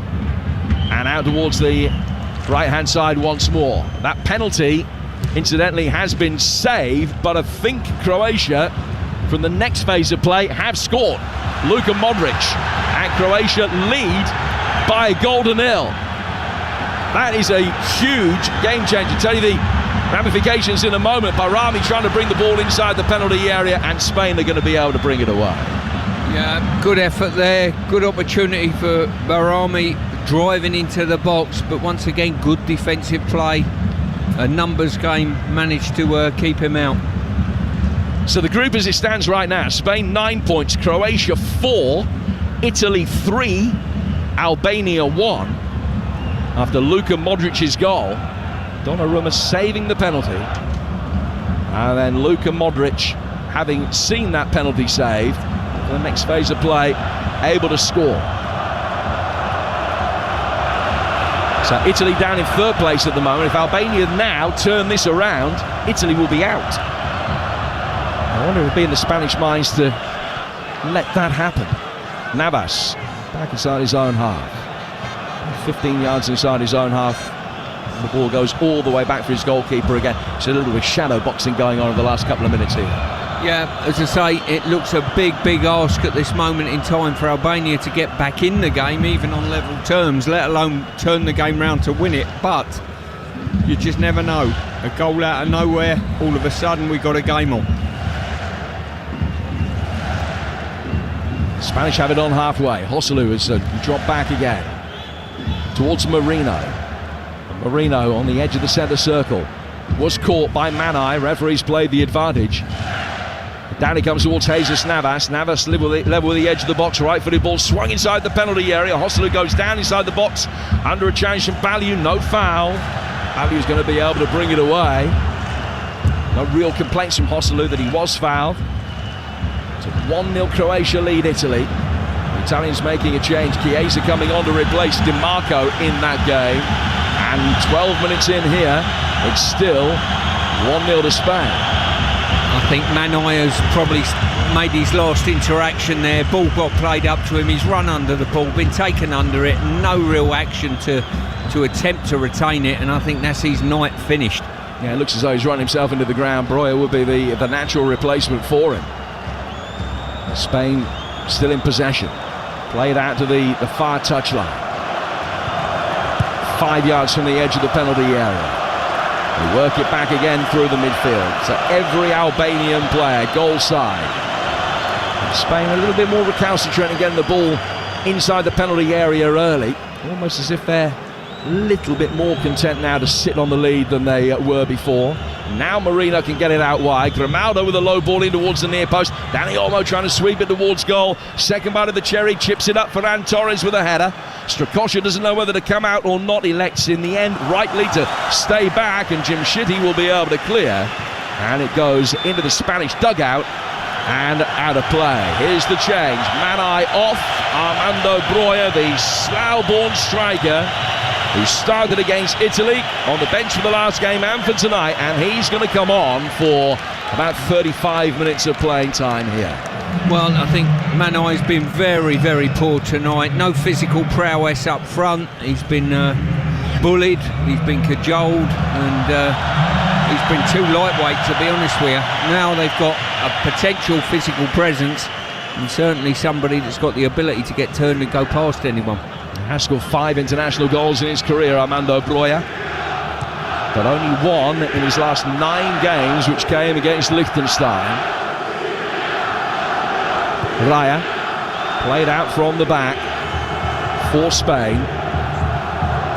Croatia leading 1-0. Spain leading 1-0. Croatia would finish second in the group, and Italy third as things stand at the moment. Albania would be going out. Good work down the left-hand side of the penalty area from Grimaldo, standing up a ball towards the back post. Shitty heads it away, and then is volleyed further clear by Aslani. Breuer chasing after it and just forces Vivian into a hasty left-footed clearance, which goes all the way through to the Albanian goalkeeper Strakosha. Yeah, even that little bit of turn of pace from Breuer put a bit of panic in the back line of the Spaniards, to be honest with you, and they need to feed him to his feet to get him turned. On the right-hand side of the box, the Spaniards can bring it forward again. Ferran Torres, the man whose goal is the difference between the two teams at the moment. Recycling it through towards Jesus Navas. Now brought down by Zubimendi. Zubimendi working it forward. Getting it back from Marino. Spain down towards the right-hand side for Ferran Torres. It's the Albanian fans that you can hear bouncing up and down the way to our right-hand side. Very animated, the Albanian supporters, as we've been mentioning here in Düsseldorf, in their tens of thousands over the last 48, 72 hours or so, and readiness for this game. They still trail 1-0, but the sense that Croatia might have thrown them a lifeline, but Albania need to turn this around. It could yet be an extraordinary night where the European champions end up being eliminated. It all depends on what happens here. If Italy can't get themselves back into that game in Leipzig, and they trail Croatia 1-0. Spain are going to make another change, and it's going to be Fermin Lopez who will come on for Oyarzabal. Fermin Lopez also on for his competitive debut. 11 goals in his breakthrough season with Barcelona this season. He made his debut against Andorra 3 weeks ago, and he's coming on for his second international cap tonight. Yeah, as I say, from the Spanish point of view, they're comfortable in possession of this. They know the second goal finishes the game totally. But Albania still hanging in there. Still why it's 1-0. They'll, if they do nick a goal and do come on parity, You never know what happens in this game. And there won't be, joking apart, there won't be any thoughts, will there, in terms of Spain thinking, well, we are in a position that we could potentially engineer something to get Italy knocked out if it stays that way in the game in Leipzig. They're not going to be conceding goals here. No, that certainly wouldn't cross their mind. If anything, they'd like to put this game to bed, I'm sure, so they can just see the game out and break the hearts of the Albanians. You're a scandal monger and a half, Jimbo. No, not at all. I'm just asking the questions. You're refuting them. I knew you would. It's going to be a free kick which will be taken for an offside by David Raya, right on the edge of his own penalty area, and he side-footed it 35 yards to his left. He played forward neatly by Grimaldo. Spain still with the majority of possession, but all the time it ends, or all the time it is 1-0. The Albanians will certainly fancy their chances of maybe being able to create one chance to get themselves back into the game. Spain 5 yards outside their own box, bringing the ball forward now. Still with the ball at his feet, Danny Vivian, just to his left-hand side. It is much more possession for possession's sake in this second half than it was in the first, just trying to tire the Albanians out, making them do some running, chasing after the ball, which has been such a scarce commodity for them over the course of the last sort of 35 minutes of action. Played 63. Spain bringing the ball forward over halfway. It's well won back and cleanly won back by Ramadani, although I think most people were anticipating that Fermin Lopez is going to win a free kick, and laid off by Bayrami. Back from Laci. Now to Ayeti, out of the right-hand side for Baliu.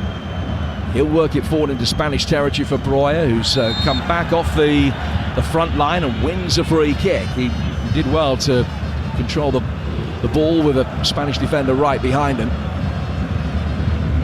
Much more of a physical presence up front, as Stu was saying, than Manai, the man that he's replaced, and already a good illustration of that. Free kick taken, works inside the box. Breuer! Save! Everybody in the Spanish team switched off to that apart from David Raya. It was just chipped forward down the inside right channel, and he's volleyed it right-footed at the goalkeeper. He's got his hands behind it and beaten it away. Decent stop, but the best chance that Albania have had in the second half. Well, I've got to say, Breuer, in the 4 minutes he's been on, has done more than Manai has in the rest of the game, to be quite honest with you. Long throw inside the penalty area, headed away by Marino. Albania trying to bring the ball down, successful in that regard. Play back towards Ayeti. Ayeti clipping it forward right-footed towards the edge of the penalty area. Laci couldn't win it, but still they'll be able to come now. Slani takes over. He's on the edge of the penalty area. Left-footed effort, blocked, deflected behind and out to play for a corner to Albania. You're listening to Euro Game Day Live on TalkSport 2. Presented by Carling, the UK's #1 lager, 18 plus. Please drink responsibly. Albania's first corner of the second half. Sorry, Stu. It's going to be a right-footed in-swinging delivery. Deep towards the far post. Too deep for Ayeti.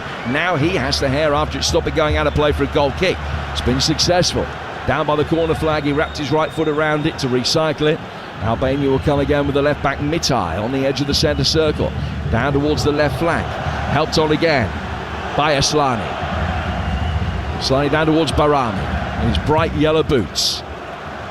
Just an increasing sense of a little modicum of belief now for the Albanians. They look to try and get themselves back into this game. That's gone out of play for a goal kick, and it's going to be a yellow card for a dive for Bayrami.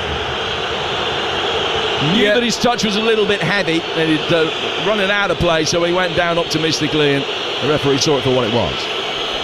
Yeah, exactly that. I think there was a slight touch on him, but not enough to fell him like we saw him go down. In fact, I think the Spanish defender probably just pulled his foot away in time for no contact, but I think the introduction of Breuer certainly improves the tempo of the Albanian side.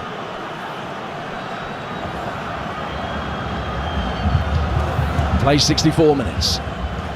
Clearance from the right-hand side of the penalty area comes from David Raya. Boot was raised there, Mitai just ducking his head into it, but Ferran Torres boot too high. Dangerous play, free kick, indirect free kick for Albania, but they're well inside their own half. We're approaching the midway stage of the second half, and a reminder that over on TalkSport right now, still Croatia leading Italy 1-0 with Luka Modric's goal, which would, as things stand right now, have the Italians finishing third in the group. Their record of 3 points and finishing third with a goal difference of 0 would almost certainly be enough for them to qualify. But as things stand right now, Albania's defeat, or impending defeat, would be enough for England to mathematically go through to the knockout stages. Breuer is down hurt. That's the boos and the whistles from the Albanian support, and his teammate Chazim Laci goes across to see if he's okay. Play stops, and it will restart the drop ball to the Albanians on halfway, but they were very nearly able to work a counter-attack there, and Breuer, in making his way forward, just got caught slightly underneath the knee. Just got nicked, as I say, gone down, still limping away from the situation, but certainly his introduction, his bit of pace has certainly improved things. Well, here on TalkSport 2, you're listening to Albania 0, Spain 1. After us, over on TalkSport, Jamie O'Hara and Jason Cundy will give you the chance to have your say on the night's football. 03717 223344 is the number. And tomorrow morning, Jeff Stanning and Ali McCoy bringing you TalkSport breakfast from 6. England high on the agenda ahead of the final group game against Slovenia this time tomorrow. That will kick off at 8 your time, the build-up from 7. Albania poised to make a double change in a moment. They've already brought Breuer on. We're going to be seeing Berisha and Hodja in a moment as well. A double change, and Spain will be making a double change to counter that with Morata and Yamal. So 4 substitutes ready for action.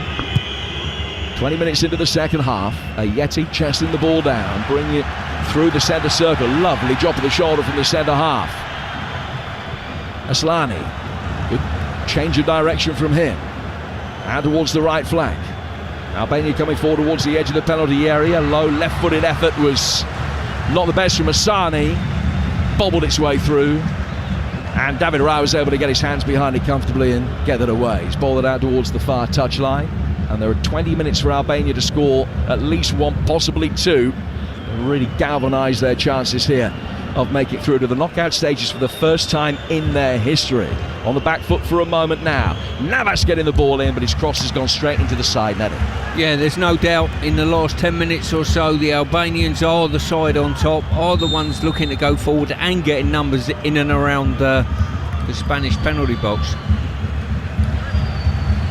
So here come the changes. Firstly, Albania, Laci coming off, and Medon Berisha, who plays his club football in Italy for Lecce, is coming on. Bayrami also makes way, and he'll be replaced by Arba Hodja, who won 3 caps for Kosovo, the German-born winger, but comes on for his 7th for Albania. That Navas cross just took a nick on its way through into the side netting and out for a corner, which Spain will take. They aren't going to make their double change until after the corner is taken. Corner on the Spanish right, swung inside the 6-yard box, off Jim Shitty's head, headed further away, right to the edge of the penalty area, but no further clear. Headed back to the edge of the box by the Spaniards, worked over the top for Vivian, the centre half, who is 4 down on the left-hand touchline. He can't find a way through, and it's gone out of play for a throw to Albania, and Spain will now make their double change. And they've got Alvaro Morata preparing to come on, and Lamine Yamal as well. Ferran Torres, who at the moment is the match winner, is going to be the first player to leave the field, and the second is Joselu. So for Morata, for Joselu, and Yamal is going to come on to replace Ferran Torres. Yamal still 18 days short of his 17th birthday, the youngest player in Euros history. 50 games and 6 goals for Barcelona this season. Scored on his debut just 8 weeks past his 16th birthday. Well, 2 international goals that he scored. He's on for his 10th cap tonight. Morata At the other end of the scale, 10 goals in 16 internationals in tournament football in his career. 3 in Euro 2016, 3 in Euro 2020. Now the first Spaniard to score in 3 successive European Championships. 18 minutes to go. 1-0 to Spain. And it's been that way for almost exactly an hour now. Albania still hanging in there, restricting the number of opportunities that Strakosha's got to face and offering just a little bit more going forward themselves. Ball over on the Spanish left. Work towards Zubamendi. Zubamendi, a right-footed clip down towards the right-hand touchline. Navas is waiting for it. It's a good turn though by Yamal. Yamal trying to take on his man. He's done that. He's beaten him. Ball inside the penalty area for Lopez. Yamal will try and take over. Ended up almost tackling his teammate. Hodja wins it back for the Albanians. And they can get out of the penalty area. Play themselves into trouble. Aslani though can buy the free kick, which they'll take about 10 yards outside their own box. 1-0. Yeah, just looking at Breuer there, he's looking to receive and receive to feet, which is commendable on occasion, but I think what his team need at the moment is a focal point to run in behind, to free up space. Little reverse ball towards the edge of the penalty area from the Spanish. Knocked away easily by Ayeti. 2 centre-halves coming into their own now for Albania. Breuer, and it's just laid a ball out towards Asani, behind him from close range, and it's cheap concession of possession. The Spanish will have a throw. Still 1-0 Croatia and 1-0 Spain. I think any goal before probably about 5 minutes to go plus a bit of extra time for the Albanians, they'll believe. Anything after that, I think the Spanish will just see this game out, and certainly at this juncture of the match, if they do score a second, this game's finished. Remember, with Croatia leading Italy by a goal to nil, if Albania turn this around, Italy would finish bottom of the group and would be eliminated. And have 3 points, might well have a record that ends up being better than some of the sides that qualify in 3rd place in their groups. But Italy would finish bottom of this group if Albania come from behind to win this game, if Italy can't find an equaliser in Leipzig. Spain are in possession, 20 yards outside the Albanian penalty area. Work forward towards Dani Olmo. And on the left-hand side of the Spanish midfield, it comes back again for Lenormand. Long crossfield ball from him over here. Goes straight out of play. And it's a throw which will be taken on the Albanian left-hand side. Time ticking down pretty quickly for 16 to go here on TalkSport 2.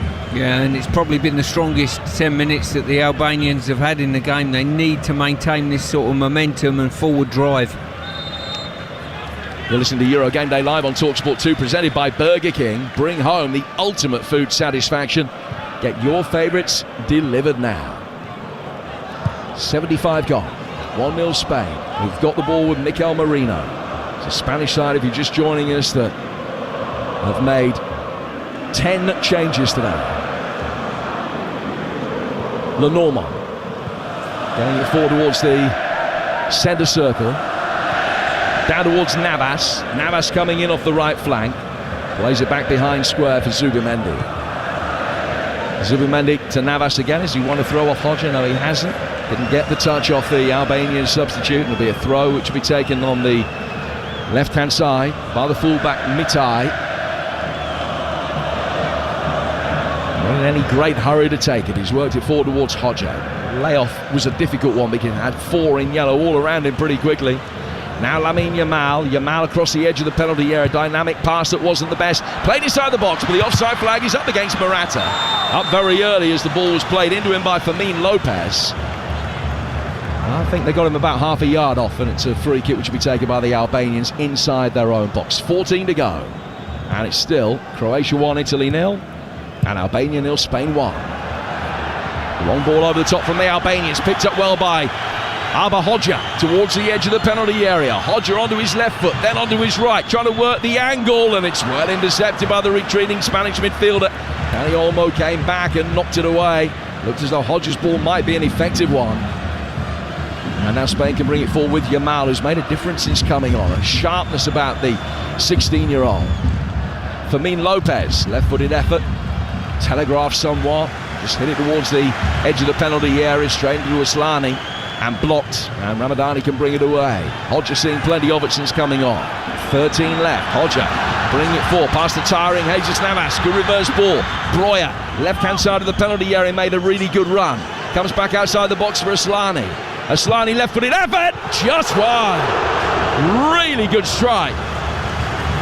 Don't know that Raya would quite have got there if it had been creeping inside the far post, but it went about 4-5 feet wide. Yeah, Aslana there done really well, cut back onto his left foot. The angle was a bit more acute, if you like, but it opened up a shooting angle. His left foot was brilliantly struck, but just too wide. And Broja done exactly what he should be doing there. Play to your strengths, spin and run into the channels and in behind. He's too often wanting to come to feet all the time, and his game understanding, well, a little bit wanting on occasion, it's fair to say. Thought you were just going to leave that hanging there in the ether for people to finish the sentence. Only one defeat in 15 months for the Spanish, which came in a friendly against Colombia back in March. They lead this one, but Albania have earned the right to give it a good go over the last 10-12 minutes or so. Hodger towards the edge of the penalty area. Breuer with the layoff. Aslani to his right-hand side. Shot from distance, took a deflection, but it was a kind one for Spain because he took it into the path of Raya rather than away from it. There's a good shot from Berisha from distance, but it remains 1-0. Yeah, once again, in this group of so-called death that the Albanians found themselves in, they're in the game again, and they found resurgence in this game and pushing all the way. If it stays the way it is at the moment, Croatia leading Italy by a goal to nil, it does mean that Albania have to win this game. A draw won't be enough for them. They'll bring it forward here towards the edge of the area. Grimaldo for Spain.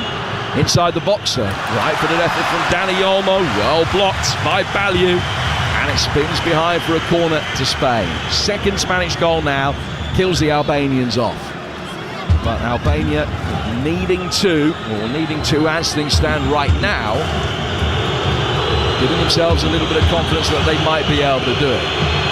2, 3, 4 bottles thrown from the Albanian support, down towards Grimaldo, away to the far touchline.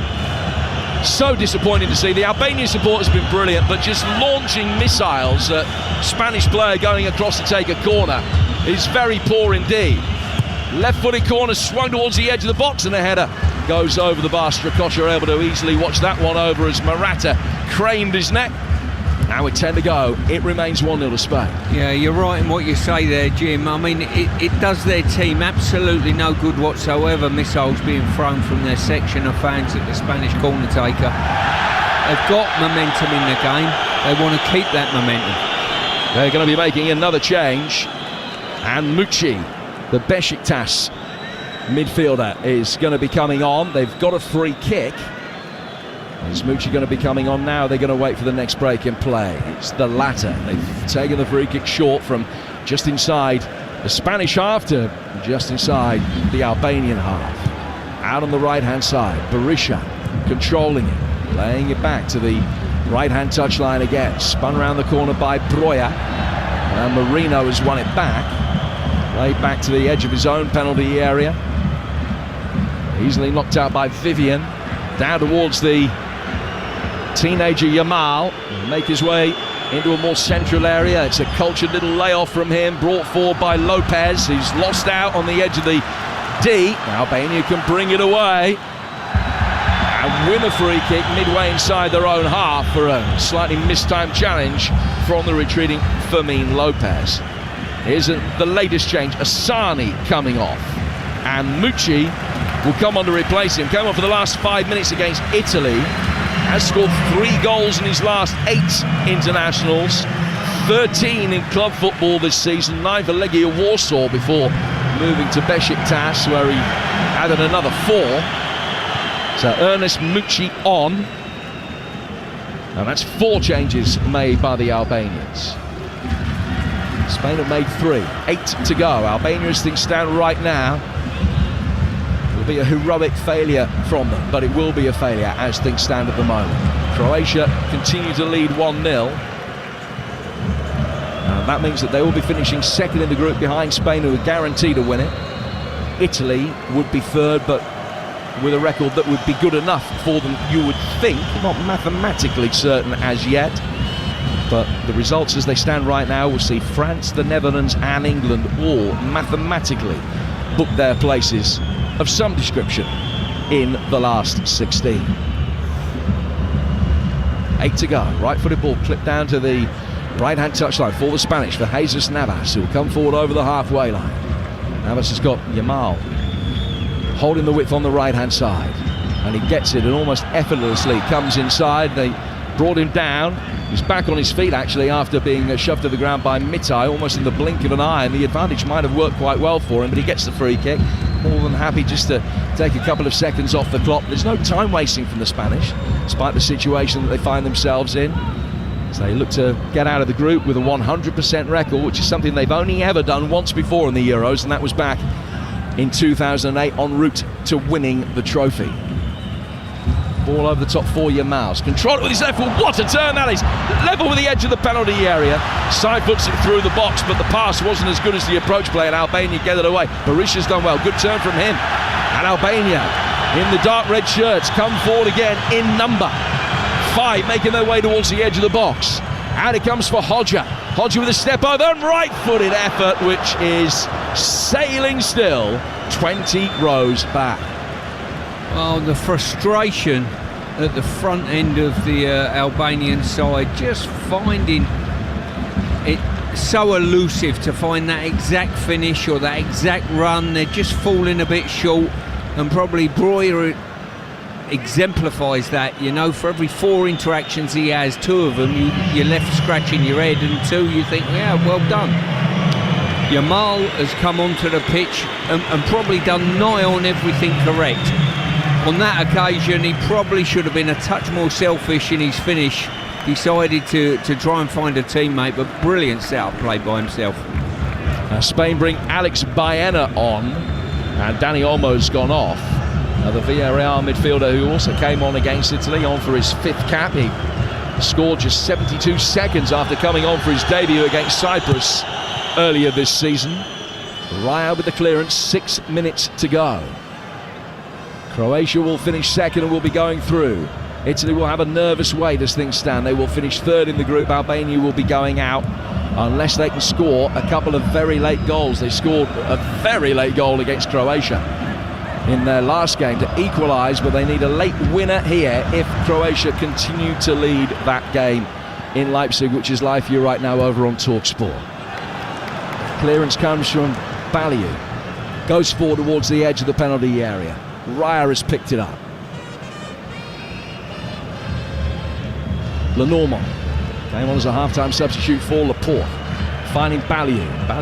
Finding Vivian, I beg your pardon. He squeezed it through the midfield, but he's lost it. Now Albania will be able to break for the Red Waves towards the edge of the penalty area, but knocked away easily by Navas, who came into a central position to clear. 5 minutes left. Albania's still in there fighting, but still needing to create opportunities. They need 2 goals on the night. They've only had 3 shots on target so far. That is, though, 1 more than Spain, to give them credit. Into the final 5 minutes of both games. Both still very finely poised, separated by goals from Croatia's Luka Modric and Spain's Ferran Torres. Throw which will be taken by the Spaniards. Back towards the edge of their own penalty area. Raya's got it. Raya takes a touch, moves it through the D. Into the feet of Lopez. Lopez forward towards halfway. Run back by the Albanians, chipped over the top. Breuer chasing after it. Vivian came across, bravely ducked his head in where the boots might be flying. Loose ball just trickles out of the penalty area. Raya goes out and kicks it back inside the box and is able to pick it up. Then bowls it down for Jesus Navas. 926th game of his career for club and country. Ball from him, Lamine Yamal losing out. Navas, adamant that he should have had a free kick, almost talks his way into the book. And rather than being a Spain free kick, it is going to be an Albanian throw. 4 to go. Yep, and as I say, that killer pass needs to be played slightly better, and I've got to say, I would be really frustrated if I was a teammate of Breuer. He's got all the ability, all the physical prowess, but he gets himself into positions where you think, what game are you watching on occasion, you know? What is it specifically that he's doing wrong? Well, it's the reading of the game. What does your teammate need from you? I think he sees the game in his own world. You know, I want to come short and receive the ball, where his teammate is crying out for a running behind, and vice versa on occasion, Jim. Aslani's going to take a free kick for Albania. It's a couple of yards in from the left-hand touchline. The Albanians have got 5 in and around the edge of the penalty area. Jimshiti Ford makes a 6. In it comes from Aslani, really deep, and not what they needed in that situation. Just one that it teased inside the penalty area for someone to attack. He's overhit it, taking everybody out of the picture. And it hits the hoardings behind the goal on the full. Rolls out of play for a goal kick, and we're in the 88th minute. Yeah, that free kick probably sums up what we're talking about. That final ball into the box is, on that occasion, so far overhit, it was incredible. David Raya's going to take a goal kick. Hits it, right-footed, from the edge of the 6-yard box. Sends it forward.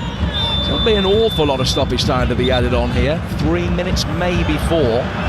Yellow card is shown to Berisha as he has leant over Lopez.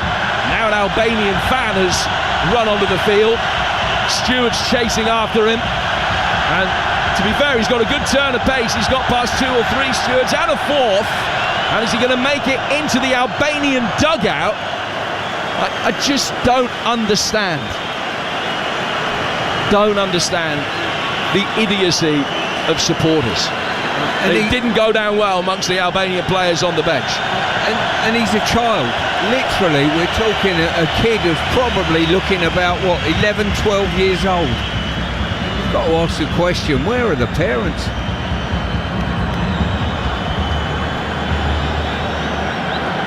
Well, he's being led away. He won't be watching the final moments of this. Officials are happy that play can continue. We are in the 90th minute. Free kick. Taken down towards the right-hand side for Lamine Yamal. Yamal trying to make his way through.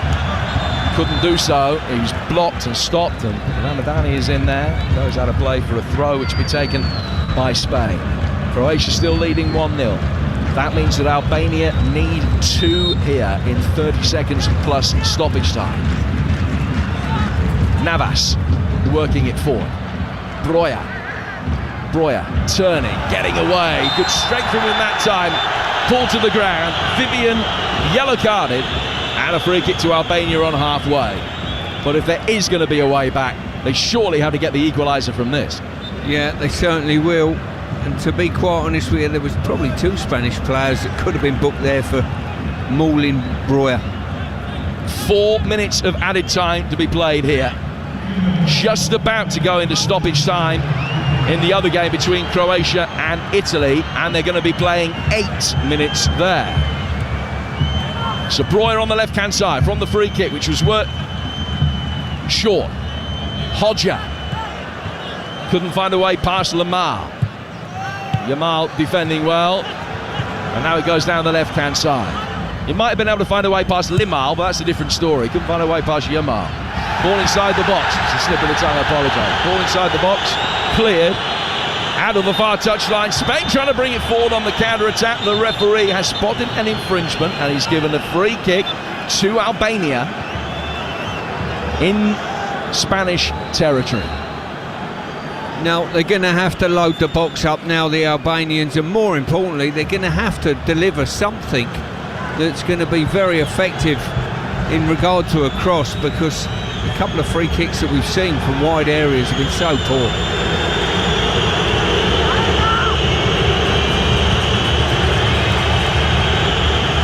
Free kick has been spotted down a couple of yards in from the right-hand touchline.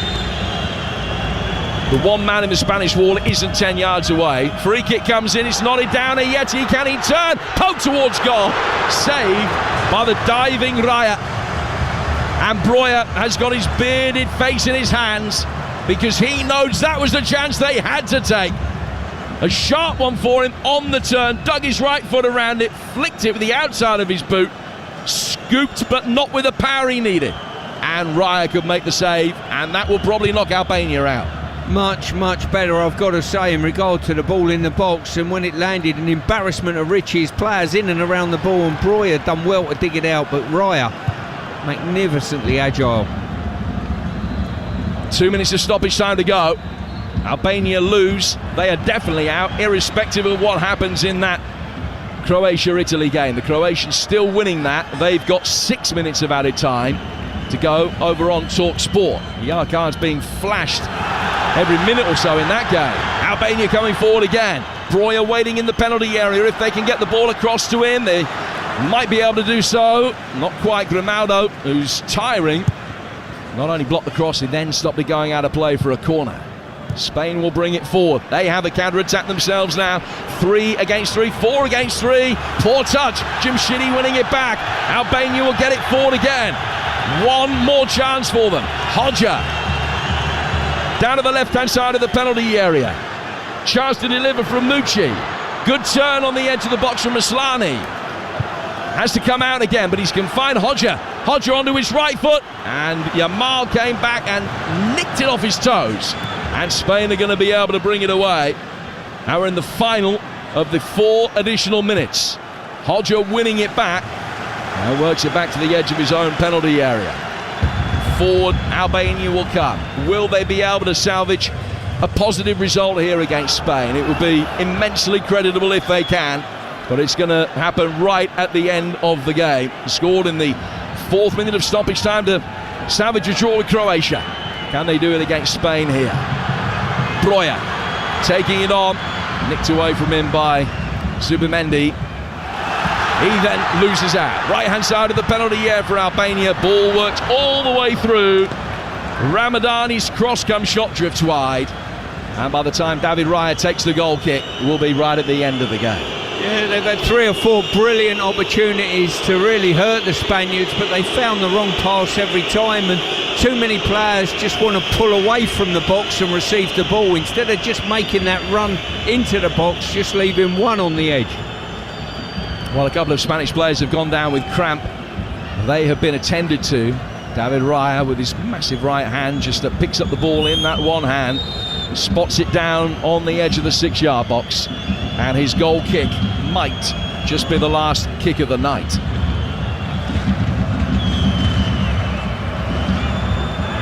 Forward he comes, addresses the ball, and that is the end of the game. It's the end of Albania's European Championship campaign. They finished bottom of the group with just 1 point from their 3 matches, but acquitted themselves really well. A draw with Croatia and a 1-goal defeat against both Italy and Spain.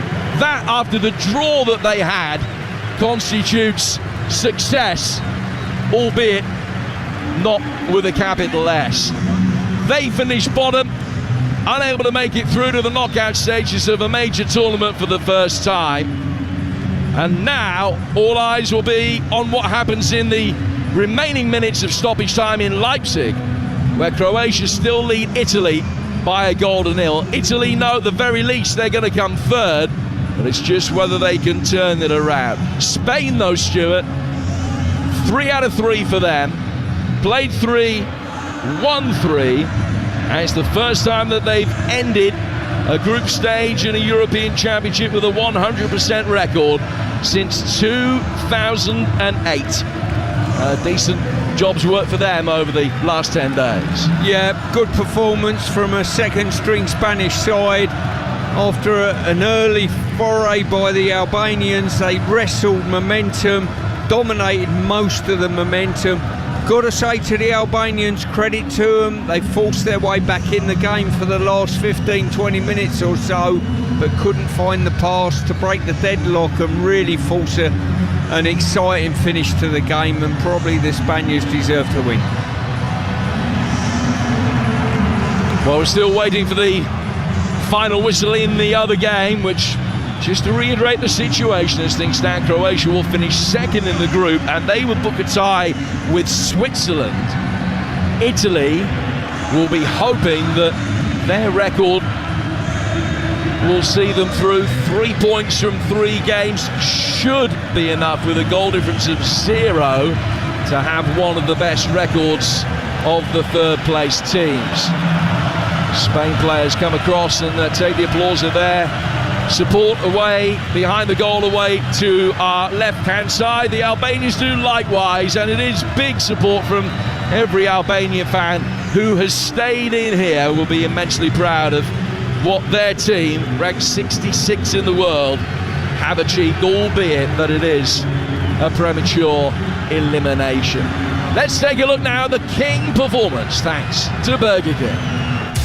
King Performance on TalkSport 2 with Burger King. Bring home the ultimate food satisfaction with the Gourmet King's Barbecue Steakhouse Angus. Order your Burger King delivery now. Well, I think it's fair to say it was a night where there wasn't one or two particularly individual standout performances. Do you know who you got to go for your man of the match? I think Torres. I think he was the one that broke the deadlock. He was the one that found the run and the finish. And I've got to say, it was a wonderful finish as well. And where a night of football went by where, certainly in an Albanian shirt, no one could find that finish or final ball, on this occasion it was absolutely it was that finish that split the two sides. So Ferran Torres, the Burger King performance, that was our King performance pick in association with Burger King. King Performance on TalkSport 2 with Burger King. Bring home the ultimate food satisfaction with the Gourmet King's Barbecue Steakhouse Angus. Order your Burger King delivery now. The latest of dramas in Leipzig. In Croatia's last game, you'll remember, they conceded an equaliser in the 4th minute of stoppage time to Albania. Tonight, they've conceded in the 8th minute of stoppage time to Mattia Zaccagni of Italy, and that might end up knocking them out. Italy are going to finish second in the group. A right-footed swept drive from the edge of the penalty area into the top right-hand corner past Livakovic, and Italy, right at the death, are going to finish second, having equalised. I think that's the beauty of this third place jeopardy. The last group games, there's twists, there's turns, and the Italians, wow, they're absolutely delighted. I mean, there is barely time for Croatia to kick off. There is no time for them to take a second touch after the kick-off, and they slump to the floor in devastation. The Italian players, Calafiori down, he's in tears as well, lying on his back at the extreme emotion of getting away with it after a poor Italian performance, but they've equalised right at the end. They finish second in the group after a 1-1 draw tonight in that game in Leipzig. So a draw there and a Spanish win here. Spain 9, Italy 4, Croatia 2, Albania 1. Spain win the group, will play one of the teams that finished third, quite possibly the team that finished third in Group E. Italy finished second in this group, they will play Switzerland. Croatia finished third, but with 2 points and a goal difference of -3, they may well miss out. Albania are eliminated, and those results mean that France, the Netherlands and England all mathematically certain to make it through to the knockout stages ahead of their final games. Over on TalkSport, the Euro Sports Bar with Jamie O'Hara and Jason Cundy set to get underway as they take your calls on all of this evening's action.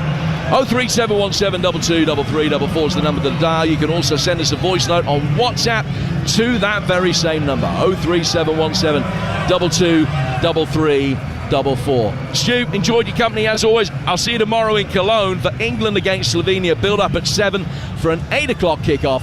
Coming up next on TalkSport 2, we've got a commentary special for you with It's Up for Grabs. Official broadcaster of UEFA Euro 2024, Germany. Brilliant goal! This is TalkSport 2. Euro Game Day Live, delivered by TalkSport 2 with Burger King, official providers of food fulfillment. That warm, fuzzy feeling of total food satisfaction. Order your Burger King delivery now. When Andre sold his car on finance with Motorway, he got more money. Ooh! He then put that extra money into tickets to follow his team around the country. Come on, lads! Selling on Motorway was completely stress-free, which is more than I can say about being a supporter of Yes! Sell your car the more money way, where 84% of sellers sold for more. Motorway. Validated against 2 independent sources. Visit motorway.co.uk/claims. I need to get snacks. I need to get drinks. Should have done this beforehand. I need to get treats. Gotta find a BP. Gotta find a BP. Oh, my mates say won't like me. Gotta find a... Oh, there it is. BP is here for all your big game essentials. Plus, BP Me Rewards members can earn points to put towards great saves. Adam in the car 1, hungry mates, nil. BP, here for all of life's journeys. BP Me Rewards card or app required. For full T's and C's, visit bpmerewards.co.uk. Let's go live to hear about that winning goal. The crowd's gone absolutely wild here. How on earth do you sum up your emotions right now? Amazing. A hat-trick is just the best feeling ever. Is it though? Is kicking a ball into the back of the net really better than food fulfillment from Burger King? That warm, fuzzy feeling of total food satisfaction, like finishing the last bite of a Gourmet King's Barbecue Steakhouse Angus. No. Correct. Burger King. That's food fulfillment. Get match ready with club card prices. Like Pringles 185 grams, now £1.45, down from £2.25. With Tesco Club Card, everyone can feel the to lower prices. Tesco, every little helps. Majority of larger stores end 16th of July. Club card or app required. Strength comes from confidence, both on and off the pitch. And confidence starts with self-care. Upgrade your game with Dove Men Plus Care Advanced 72-hour sweat protection antiperspirant deodorant and Dove Men Plus Care 24-hour nourishing body wash. Perfect for your post-match shower. Now available in new eucalyptus and mint long-lasting fresh fragrance. Let confidence last with Dove Men Plus Care. Proud partners of UEFA Euro 2024 Germany. I tell you what, Jeff, it's been some journey, but here they are, just moments away from the whistle. Absolutely, there's been twists, there's been turns, not to mention that parking of the bus. But as the clock runs down, I think they're going to make it. It goes to show that you can really handle the pressure when your tyres are performing. I'm home. Has the game started yet? Top performance. Driving home for the match? Keep your tyres in peak condition. Book today at quickfit.com or your local centre. Quickfit. Drive away happy every time. Euro Game Day Live on TalkSport 2 with Carly, the UK's #1 lager. 18 plus, always drink responsibly. Official broadcaster of UEFA Euro 2024 Germany. It's game on. This is TalkSport 2. UEFA Euro 2024 Germany. Tomorrow night from 8. England versus Slovenia. On TalkSport. Chance for a goal! It's there! And Denmark versus Serbia. On TalkSport 2. Kick off 8 p.m. Back of the net. On DAB+, online, via the TalkSport app, and on your smart speaker. This is TalkSport 2.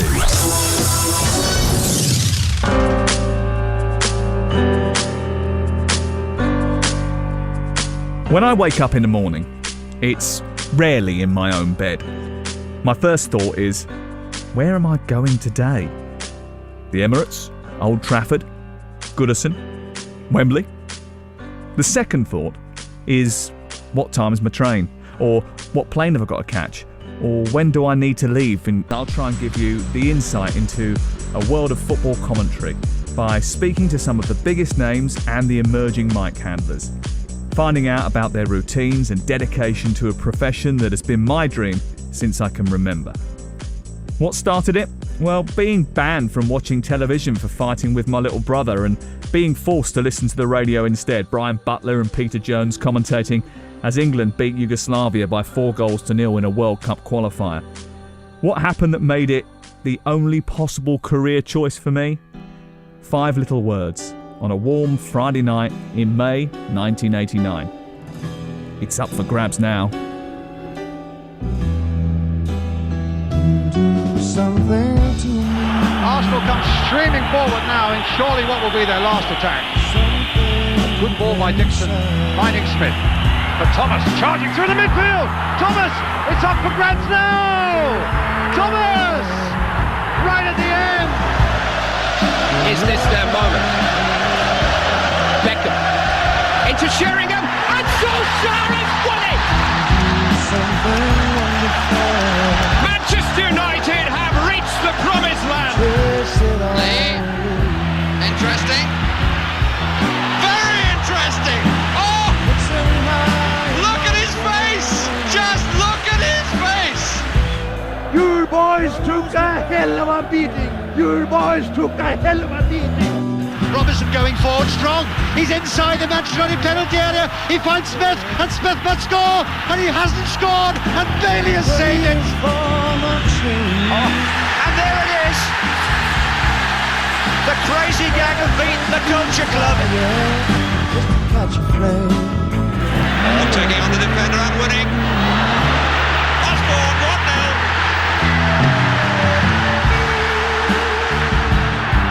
And here comes Hurst. He's got some people on the pitch. They think it's all over. It is now. It's 4. Manchester City are still alive here. Balotelli, Aguero!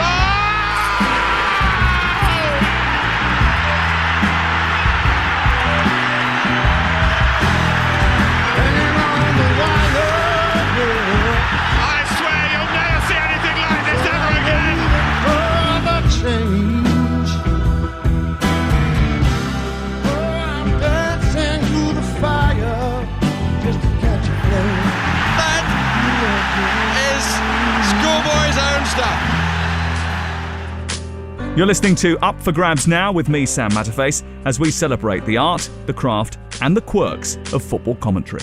I sat down for lunch with two of the legends of the commentary box in John Motson and Clive Tilsley, and we talked about the game we love, but also the part that they and others had played in providing the soundtrack to the nation's favourite sport. So, I suppose the first thing is it never ends anymore, does it? But how do you categorise a season nowadays? And do you sort of chalk them off still as seasons? I think our seasons are over, aren't they, John? I think our seasons ended about 8 years ago. Yes, I mean, absolutely. I mean, I regard the end of my season really as the last match of the day commentary that I do. Now, obviously, I watch the playoffs and the FA Cup final and the England games. I mean, speaking as a football fan rather than as a commentator, I believe actually that we're in a period, and we can discuss this probably at greater length later, we're in a little bit of a period of overkill. With respect to Clive, I'm not so sure that fans who've had a 10-month season necessarily want to sit down and watch the whole of the England Under-21 tournament or indeed the Confederations Cup. I think we've got to start to categorise the events that make people want to watch, and then I'm a great believer in that the summer should at least make a concession to cricket and racing and tennis, but as Chris Bascom in Telegraph Sport wrote, the football season never ends now. No. So the answer to your question is, our season, as Clive says, might end, well, his hasn't yet, but mine has, might end when the Premier League hold up the trophy. But to be honest, it only seems 5 minutes before the Premier League clubs are going back training. I think Mr Murdoch himself is quoted as saying at the start of the Sky Sports era, there are 3 TV sports in the UK, football, and football. Yeah. There are some major exceptions, the Grand National, the Olympic Games, a Murray final. You will get into the 10s and 12s and 14 millions, but the only thing that will actually sit the family down together to watch a sporting event on terrestrial television in the numbers that used to watch on terrestrial television is an England World Cup or European Championship finals. Absolutely, and my fear about that is the next generation, because I think there's so much football on now that I don't think people of my son's age have got the patience to sit down and watch a 90-minute match necessarily anymore. I mean, they can get the goals on their mobiles and their tablets. And I know the Premier League, for example, that the thing that worries them most about the future is gaming, because that's what the kids are doing. And I think that that won't come to pass for another few years, actually, that fear. But I don't think the next generation, with all that's at their fingertips, will have the patience necessarily to sit down and all right, if England are in the World Cup quarter-final, of course they will.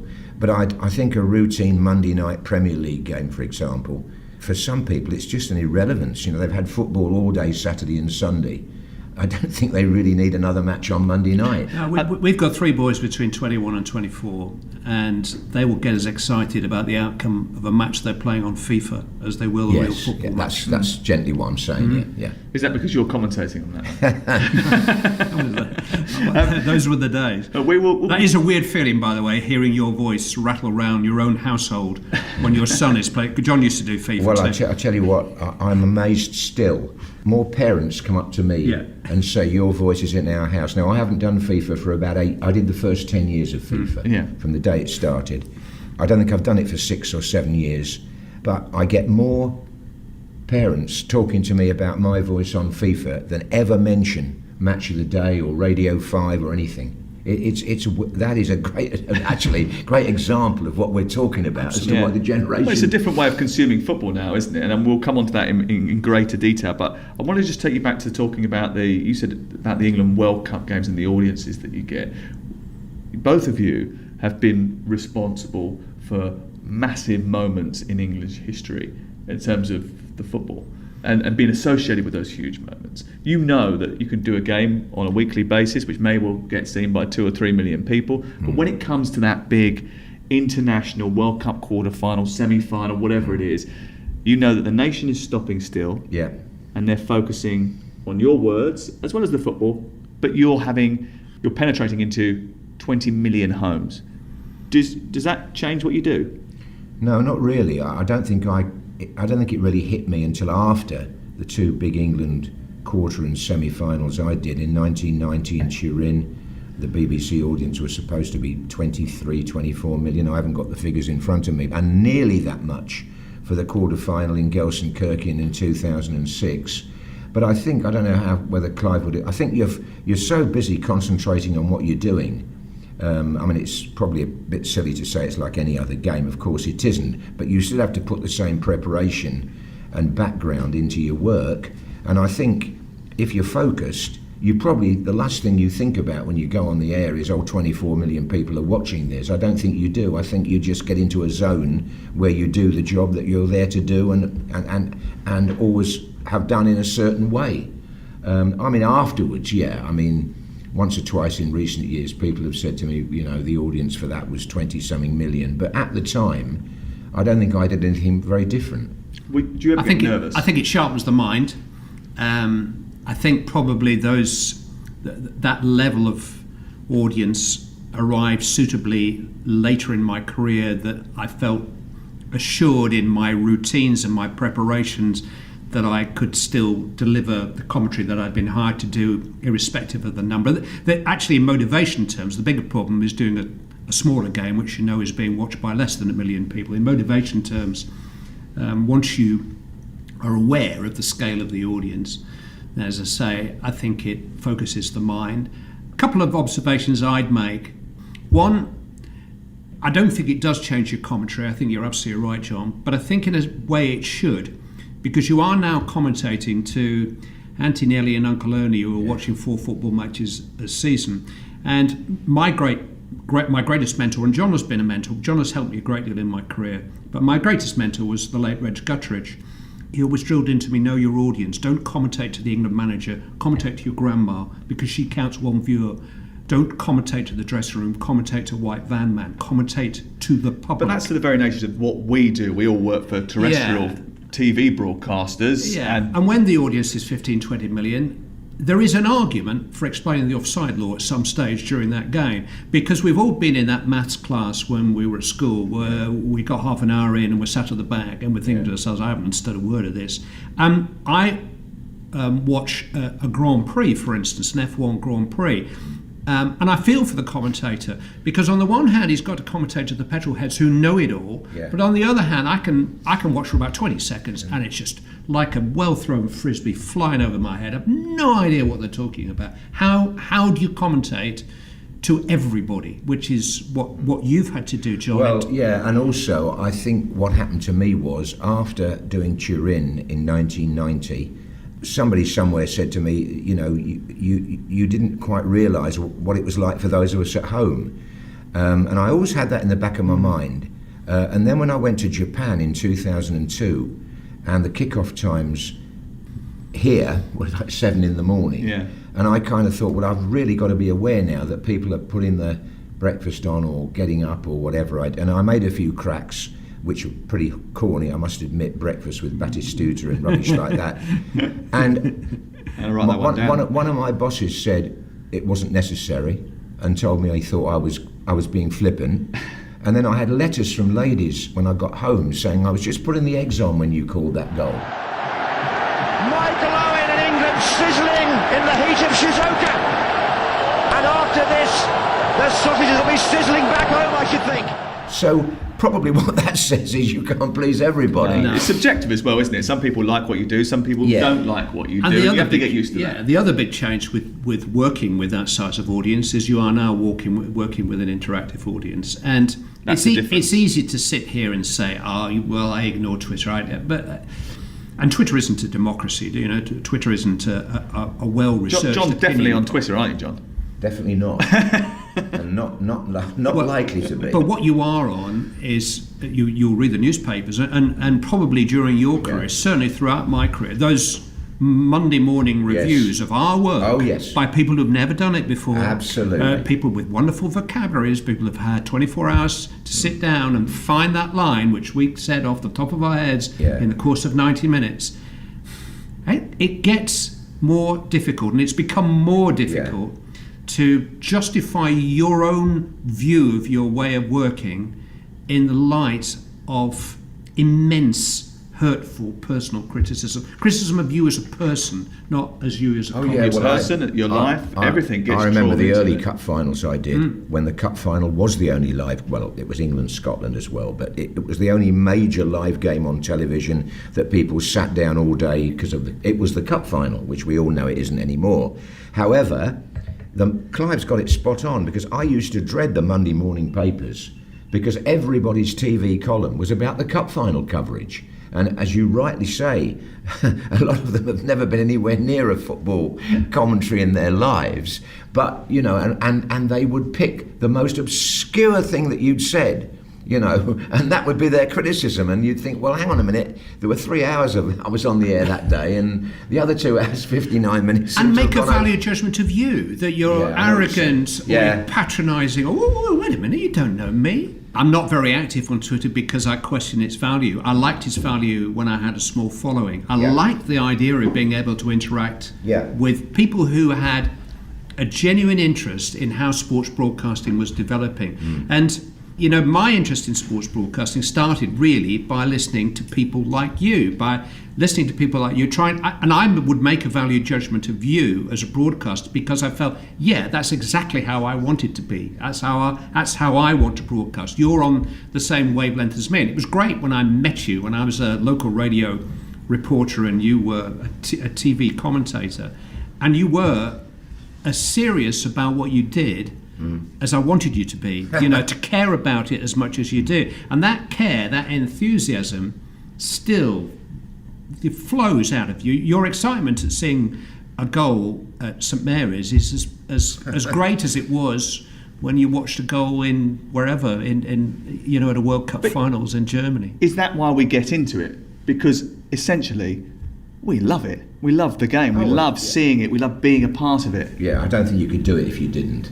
I think you've got to have that gut feeling that it's something that you want to enthuse about, and it's something that you're there to reflect. I mean, that is probably one of the things about commentary when people say, you know, what's your real job when you're there? Well, obviously there is some quite clear answers to that, identifying the players, but I think trying to reflect the atmosphere of the game and the occasion is very important, because after all, the people you're talking to aren't there. They're only there through you and your voice and the pictures, obviously, that goes without saying. But I mean, I do believe that your own sort of enjoyment of the game, and whatever other word you want to use, I'm quite certain that if you're doing your job properly, that has to come through. Absolutely. You'll never meet a commentator who said, well, actually, I wanted to be a train driver, but I couldn't work the controls, so I finished. You will never meet a commentator who ever wanted to be anything other than a commentator. Gravison forward. Rooney, instant control. Fancies his chances. Oh, brilliant goal! A brilliant goal! Remember the name, Wayne Rooney. Official broadcaster of UEFA Euro 2024, Germany. Brilliant goal! This is TalkSport 2. Hear the biggest sports stories first and fast with the Back Page Review on TalkSport with Tesco Mobile for Business. Listen to TalkSport Breakfast every weekday morning from 6 for the latest breaking Back Page news, plus unbeatable reaction, opinion and comment. The Back Page Review on TalkSport with Tesco Mobile for Business. Join Tesco Mobile and get business phone bills for up to 40% less than the big mobile networks. Tesco Mobile, every little helps. For applicable terms and verification, see tescomobile.com/business. If you've bought a timeshare, did you really get what you expected?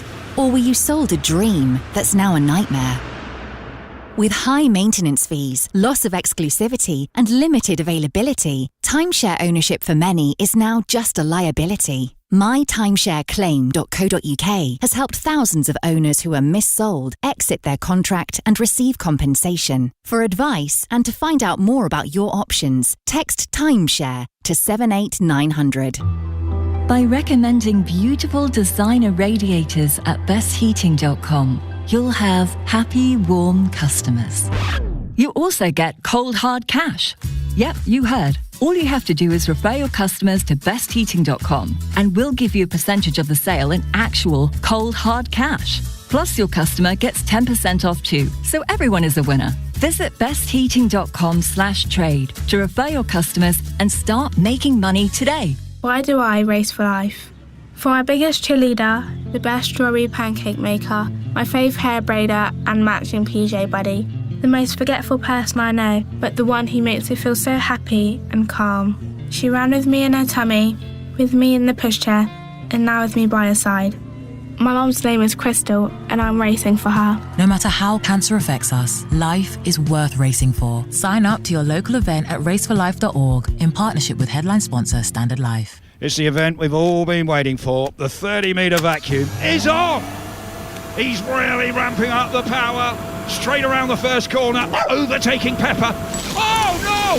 He's hit a hurdle. It must be a coin. Great recovery. And now he's on the home straight. This could be a personal best. And he's done it. Incredible scenes. He really has cleaned up.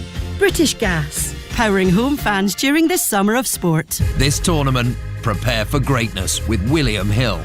Get ready for last-minute winners, legendary goals, and straight red cards. Oh, what was he thinking? Win 50% more on every England game this tournament with Bet Builder Extra, online or in the app, only from William Hill. Available day before match to kick-off. Bet Builders are 3+ selections at 3-1 or more. Pre-match singles, match stake £20. Full T's and C's apply. 18+, begambleaware.org.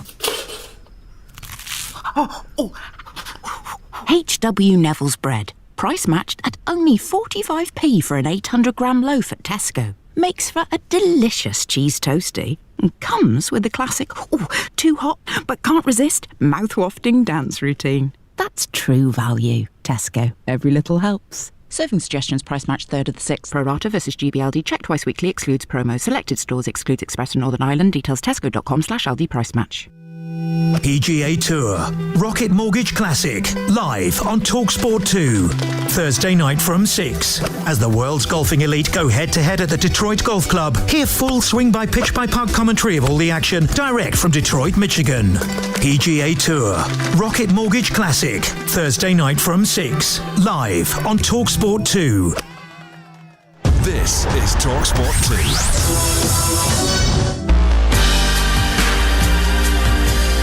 This is a game that people will refer to as maybe the moment when the Premier League started to belong to Manchester City, and they come through again with Silva. Dzeko against the goalkeeper.